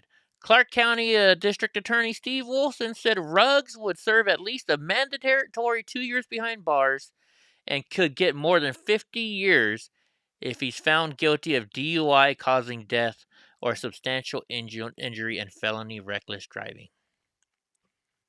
Wow. And who's this guy? What does he do? He's a wide receiver for the Las Vegas Raiders. He's an NFL star. Oh, okay. I got you. You know, these NFL players who are such great people, right? What the fuck? Fuck Austin. Austin forces a cancellation of the Veterans Day parade. Get away with our best deals of the season. The Veterans Day parade, Governor Abbott and others respond it's a slap in the face. Fuck yeah, it's a slap in the face. Why do you cancel the fucking Veterans Day parade? Especially in Texas. They're proud of their guns, their country, their veterans. What the fuck? Wait a minute, do what? The city of Austin canceled their Veterans Day parade. The who? City of Austin. The city of Austin canceled the Veterans Day. Yes. The state capital of Texas. And it's getting pretty close to Veterans Day, right? Tomorrow. Like minutes? Like where you are, you're minutes away from Veterans Day. Oh no, wait. You're like you're a while away from Veterans Day. What? Right? Texas is gonna show up. I think you're right, Steve Pence. I don't think that football player ever should have light of day. So Texas Governor Abbott has invited military veterans in Austin, Texas to gather at the state capitol building after their Veterans Day parade was canceled due to the city's coronavirus restrictions. The city of Austin's overreaching COVID requirements have forced the Austin Veterans Parade Foundation to cancel their annual event. This pisses me off. This really does. So the Republican governor tweeted on Tuesday, I'm inviting them to host a rally on the south steps of the Texas state capitol. We celebrate our nation's heroes in Texas. Right? We celebrate our nation's heroes here. Like, thank you, Steve Pence. He's been in the military. He's a fucking Marine, if I remember correctly. Thank you for your service, brother. Who else in here's been in the military? Boris, weren't you in the military, I think? Anybody who's been in the military, I'm going to tell you right now, thank you for your service. I am a proud American, and I love our fucking veterans. This is something that we could not do as we anticipated some 30,000 attendees to the parade. The parade organizer said in a statement, we are hopeful that in 22, you're not hopeful about shit, asshole. You go out there and you do the fucking parade for the veterans. Let's see. Did they let the Tennessee Titans play football? I mean, not the Tennessee Titans. Did they let the Houston Texans play? I think they do. Do they let the frickin' Dallas Cowboys play and people go watch the game? Yes, they do. So why can't you have Julius? Julius is a veteran too. Julius, thank you for your fucking service. They let the fucking people go watch a football game, but you can't go see a fucking Veterans Day parade? Fuck you, city of Austin. Oh, they let their soccer team play. Their soccer team can play soccer, but you can't have a Veterans Day parade? Fucking bullshit, guys. It's bullshit. This pissed me off. No, I think we're gonna have. Well, I hope we're gonna have big news in this Texas. Yeah. Yeah, this is Texas. By the way, let Oh me yeah. I think it's gonna happen. I mean, this is Texas, and you're trying to tell Texas not to do something. I'm gonna show you guys a photo here. Let me see if I can find it. People are forgetting what Texas does. Right? Fuck you. This is Texas. Texas is very patriotic. All right, so since Veterans Day tomorrow, Matt Rogers, I didn't see him in here tonight. So you see these cats right here? These cats right here, they cost over like $125 a piece, something like that, plus taxes. Matt Rogers donated $500 to buy these cats for the veterans at the Fresno VA hospital. I went and delivered them on Sunday. On Friday. Now, also, you see these. Let's see if I can zoom in. Nope, I'm already zoomed in all the way. Okay, you see these things right here, guys? These are called. Oh, you can't see it. I'm on the wrong thing. That's why. Hold on. Well, anyway, so you see right above it those little canteen coupons. Those are like they're called Patriot Bucks. The veterans can go in the VA hospital store and go buy themselves stuff. So together, Matt Rogers and Matt put in the most of the money, but I put in like $350 too. He put in $500, and we were able to buy all this stuff. And I dropped them off here at the Fresno VA hospital. And they're gonna pass them out tomorrow to all the veterans. Not the cats, because of course there's not enough cats. But yeah. So folks, if you want to do something like this, it's not that hard. Let me know you want to help out, and I can teach you. How much does little motherfuckers cost? The cats? Yeah. I think they're $124.99 plus tax. Okay. Yeah. So that's how much they cost. And they now told me they have enough of those cats to go around. And now the lady at the VA hospital is going to call me once a month or maybe twice a month. She said when they have parties, and I can go down to Costco, buy them a whole bunch of cupcakes and stuff so they can have birthday parties for the veterans. So yeah. So you know what, Texas? Do the cats have batteries that go into them, or is it a plug? No, they're battery powered. I believe it's 2 D cell batteries. I believe it's 2 or 4 Ds. It may be C's. I'm not sure. That almost be That's me, Eric. Batteries for the motherfuckers, Yeah. That's true. We could buy them batteries. Let's see. Here's the Veterans Day forecast. No, actually, I think the VA will buy the batteries, but they don't really buy the cats. So Veterans Day falls on Thursday this year. In Flagstaff, it's going to be 59. If you guys don't know, Fresno has a huge Fresno Veterans Day parade. Unfortunately, I'm doing the trial, so I won't be able to go. And I actually can't go tomorrow anyways. But so there's parades everywhere. You should watch them. There's one in Liberty, Texas, Eagle, Idaho, Independence, Kansas, New Freedom, Pennsylvania, Patriot, Indiana. Maybe that's where I should move. Patriot, Indiana. Can you imagine saying, hey, I live in Patriot, Indiana? Flagstaff, Arizona, Veteran, New York. I wouldn't want to live in New York. Eagle Butte, South Dakota, Columbus, Georgia.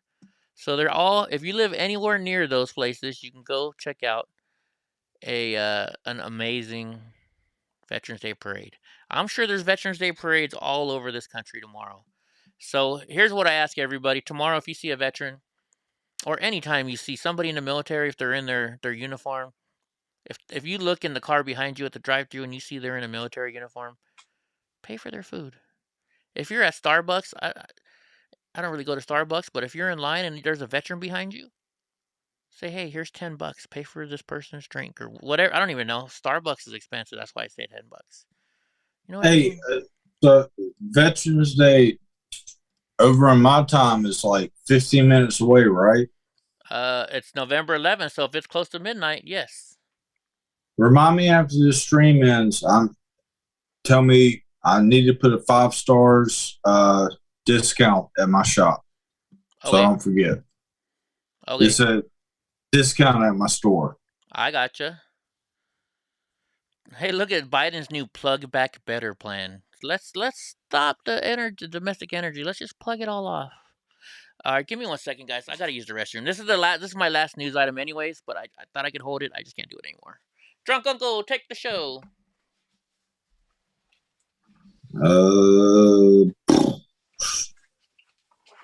Fuck, I don't know, man. He always leaves me with shit. Fuck you, Eddie. No, I didn't even realize it was Veterans Day. So, you know, I own a store. So what I'm going to do is, as soon as I get off here, we have, you know, members that are a part of this. It's just a website that shares points called 5 Star or whatever. But I can send out a message to let people know that there's a discount or sale or updates, yada, yada, yada. But I think I need to send out a big sale for the veterans tomorrow. Tomorrow in 12 minutes, 13 minutes. Yeah, I need to do that. Welcome back, Eddie. Welcome back later, Josh. Have a good night. All right, so that's the last of the news that I have for you guys. But I guess you want me to stay on till midnight your time, right? So I can tell you that. So here's what we'll do. We'll look through let's look through Yahoo. See if there's anything interesting on there. Who the hell is Elizabeth Holmes? Haley B. Oh, never mind. Don't get brazen with me. Can you imagine all the memes? There's got to be some good memes right now going on about that trial. Let's see. Kareem Abdul-Jabbar's son sentenced to stabbing his neighbor. That's not good. Let's see. Homeowner calls out neighbors over their rude outdoor behavior. They're always taking advantage of my hard work.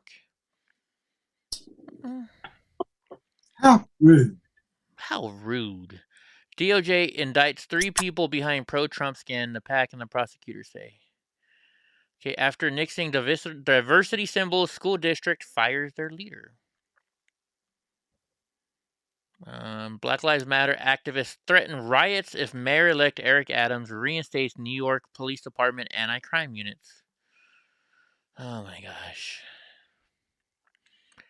They're obviously need it because you guys shit ain't working anymore. A Target employee shut down this Pride Month heckler in the... fuck that. New poll shows Americans who trust conservative media outlets are more likely to be believed. Okay, we don't want to read that one either. Trump's Manhattan highway sign is being taken down. Why? A New York Assembly member and Trump critic called for it to be taken down. Oh my gosh, this is funny. AOC says the GOP rep Paul Gosar can't do simple math and has tumbleweeds for brains. Let's see. What? Can you spell tumbleweeds, AOC? I bet you she doesn't even know how to. I bet you AOC doesn't even know how to spell tumbleweeds. It's like T and U and bull. I think it was a meme. What did it say? How can you expect AOC to deliver anything to you when she can't even deliver you your food? Something like that. What? Capitol lectern thief takes a plea deal. Oh, is that the guy that stole this thing? Did they really take it and put it on eBay, or was that a joke? Was that just like a fake meme? What? Almost a year after he waved at a photographer while carrying White House Speaker Nancy Pelosi's lectern during the January 6th riot at the U.S. Capitol, Parrish's Adam Johnson is scheduled to take a plea deal. Johnson was charged with knowingly entering or remaining in any restricted building or grounds without lawful authority, theft of government property, and violent entry and disorderly conduct on Capitol grounds.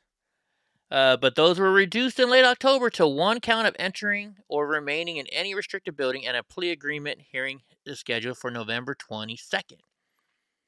The terms of this agreement have not been made public. Why are you telling us about it? Yahoo sucks. Like, I used to like watching, just going through their news because it's like easy. You know, it's easy to read and go through, but they're a bunch of liberals. That's probably because you believe in what you wanted them to tell you. Maybe. That was before it came political. All right, let's see what the stupid... That's exactly right, my friend. Let's see what the shaman's saying. The QAnon shaman. Why don't they just say his real name? Fucking stupid ass Jacob. If this is the same person that I've met before, Jake, if this is the Jake that I think it is, and I'm not 100% sure, but if this is the guy who I've met before, he's a piece of shit. That's all I'm gonna say. A lawyer for QAnon. Is this actually? Is this the guy that slept in front of Gavin Newsom's house? Slept or shit? No, slept. Let's look him up real quick.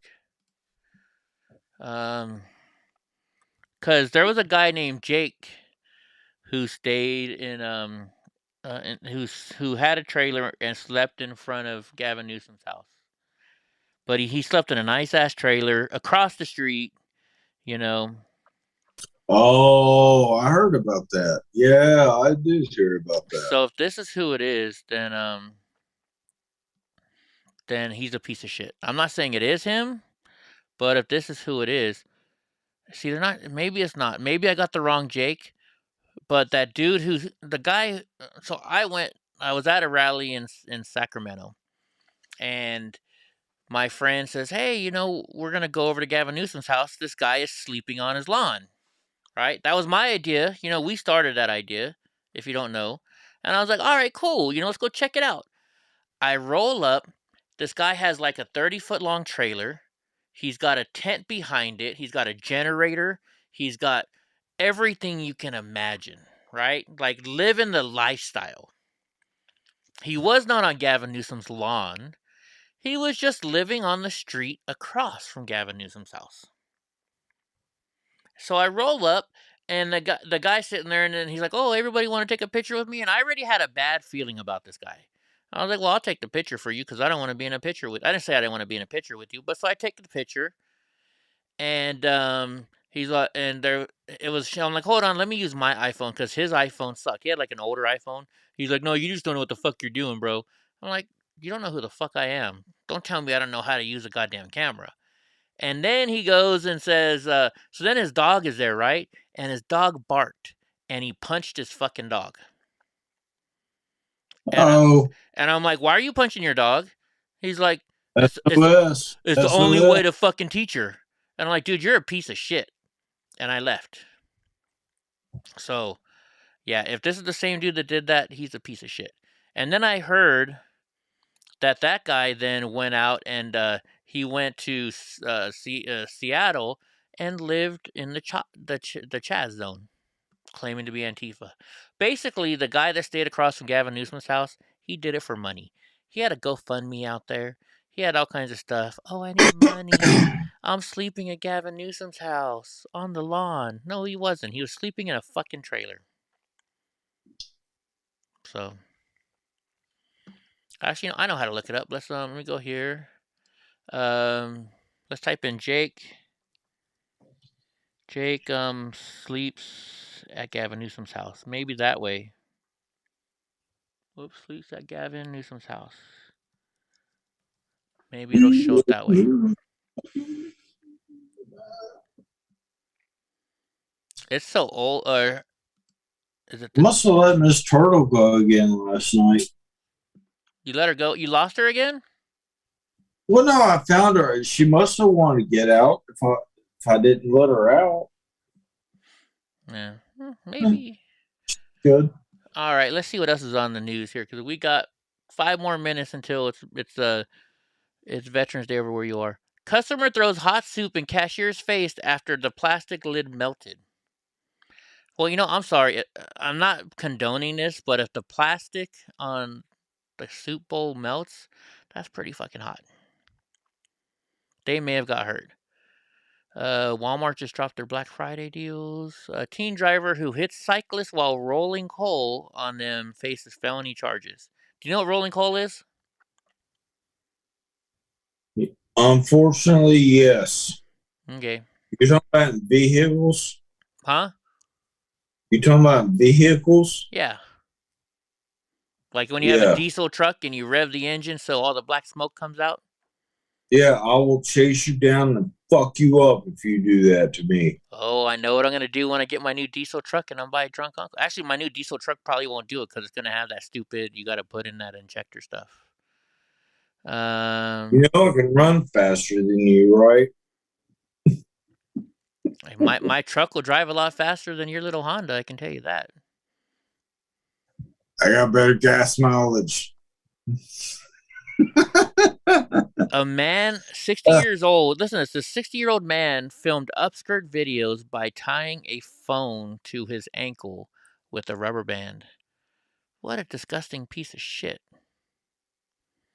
Oh my gosh. You know, I'm not going to lie. If a girl is in public and she bends over or something and her shirt opens up enough for you to get a little bit of a glimpse, I'm a guy. Out of habit, I'll probably look. But it's not like I'm going out there trying to film people that are naked or try and stick a camera on my phone. Probably you're gonna. Okay, I'm gonna look. Yeah, let's be honest. But still, going there and putting a camera or a mirror on your shoe so you can look up somebody's skirt, that's disgusting. Yeah, dude, there's the internet, man. Right? You don't need mirrors. You don't need mirrors. Dad left child to die in a burning car to avoid the police. Are you fucking kidding me? Sad. What is our world coming to, man? Biden says threats against Republicans who voted for infrastructure deal must stop for the sake of America. Whatever. Let's see. Rittenhouse. I didn't do anything wrong. Of course. He was really good at that. Are you still Team Trump? Yes, I am. Loudon school board meeting erupts in shouting as parent groups file petition to outboard share. Oh, I thought it was going to be something better. Iowa trooper facing federal charge over 2017 traffic stop. Former Iowa State trooper with a history of excessive force allegations has been indicted on a federal charge over 2017 traffic stop. You know, I don't know. So this is how I find the news, guys. I don't read the stories. I just go through it and then I go read them. I read them with you guys. Man jailed for extorting boss with footage of sexual acts from a camera planted in his house. How the hell do you go in your boss's house and plant a camera like that? Wow. Interesting. Wannabe POL who threatened pro-mask school boards can't accept he lost bigly, whatever that means. Let's see. Judge ignores plea agreement, sentences pursuit driver to 4 years in prison. I don't see anything good. I don't see anything good so far. People in heavy debt may be in for a big surprise. Yeah, you will. A record 111 container ships are still floating off California's busiest ports. Thank you, Joe Biden. I did not know that guy was going 156 miles an hour. Wow. That's pretty fast. That's pretty fast. That's damn fast. Utah girl 10 commits suicide after being bullied for being black and autistic. Oh my gosh, that poor girl. I mean, if this is really why if she really did commit suicide, and that's why, that's just. And you know, being disabled, you know, I grew up in Catholic school. I got in fights every fucking day. I remember my mom telling me, because you know, my dad died when I was 7 or 6, and Catholic school is expensive, right? So my mom is now a single parent. My dad supported us with his business. My mom could no longer support with the business because my dad was the main employee. So she had to start going to work, and she worked her ass off at 2 jobs to support us, and she still put me in Catholic school. Because all my brother and sister went to Catholic school. So she had, those uniforms are not cheap, and every day I got in a fight because somebody would be like, "Hey, you little crippled bastard," or I have issues with my stomach, and sometimes I'd have gas or something, and people would talk shit and they make fun of me, and didn't put up with Oh, it. don't you even go into about it with your gas now. Oh, jeez, bro. Drunk uncle smelt my gas in the yeah. But anyways, so I would get into fights every single day. My mom told me, if you come home with another fucking ripped shirt, I'm fucking kicking your ass. So I know what it's like to be a disabled or maybe autistic kid. It's not fun. Kids are assholes, right? Yep. It's sad that she committed suicide. I never thought about it. I fought back. But everybody deals with it differently. Hey, drunk, it's Veterans Day over there in on the East Coast. So hey, go do what you got to do. You said. I'm not drinking. Well, I gotta do it on the computer. Oh, you got to get. Oh, okay. So I got to get off the computer with you. Okay. Well, we'll get off. We're gonna let the show go because now it's 9:00. Yeah, like I was saying, I was just saying, remind me so I can do that. Okay. Well, I just wanted to make, because I know you've been. It's your day off, and you drink more on your day off. So I just wanted to make sure we stayed with you, so you could give all those awesome veterans that live there in North Carolina a nice That's discount. right. They're gonna get a big discount today. Good. Today. Next 24 hours. Thank you for doing that. I appreciate it. All the veterans. I'm not a veteran, but all the veterans appreciate it. Big discounts. My discount. I'm gonna give them my discount. Really? You're getting the drunk uncle discount. Heck yeah. You're getting the drunk uncle discount. Heck yeah, guys. There's probably nobody in here that knows where the fuck I am, but we're not going to say it because we don't want the stupid liberals that watch my show to go to your fucking store and mess things up, So the veterans are going to get my discount. There you go. All right, guys. So we're going to let you go. I got to get up in a couple hours so I can do this Kyle Rittenhouse trial tomorrow. But if you're a veteran, it's not Veterans Day for me yet, and I'm sure I'll see you tomorrow. But thank you all for your service. Look, it's right here. You can see I got U.S. Marines little poster right here. So love you guys. Thank you for your service. Thank you all for being here. Like I said, if you see a veteran tomorrow or anytime, thank them for their service.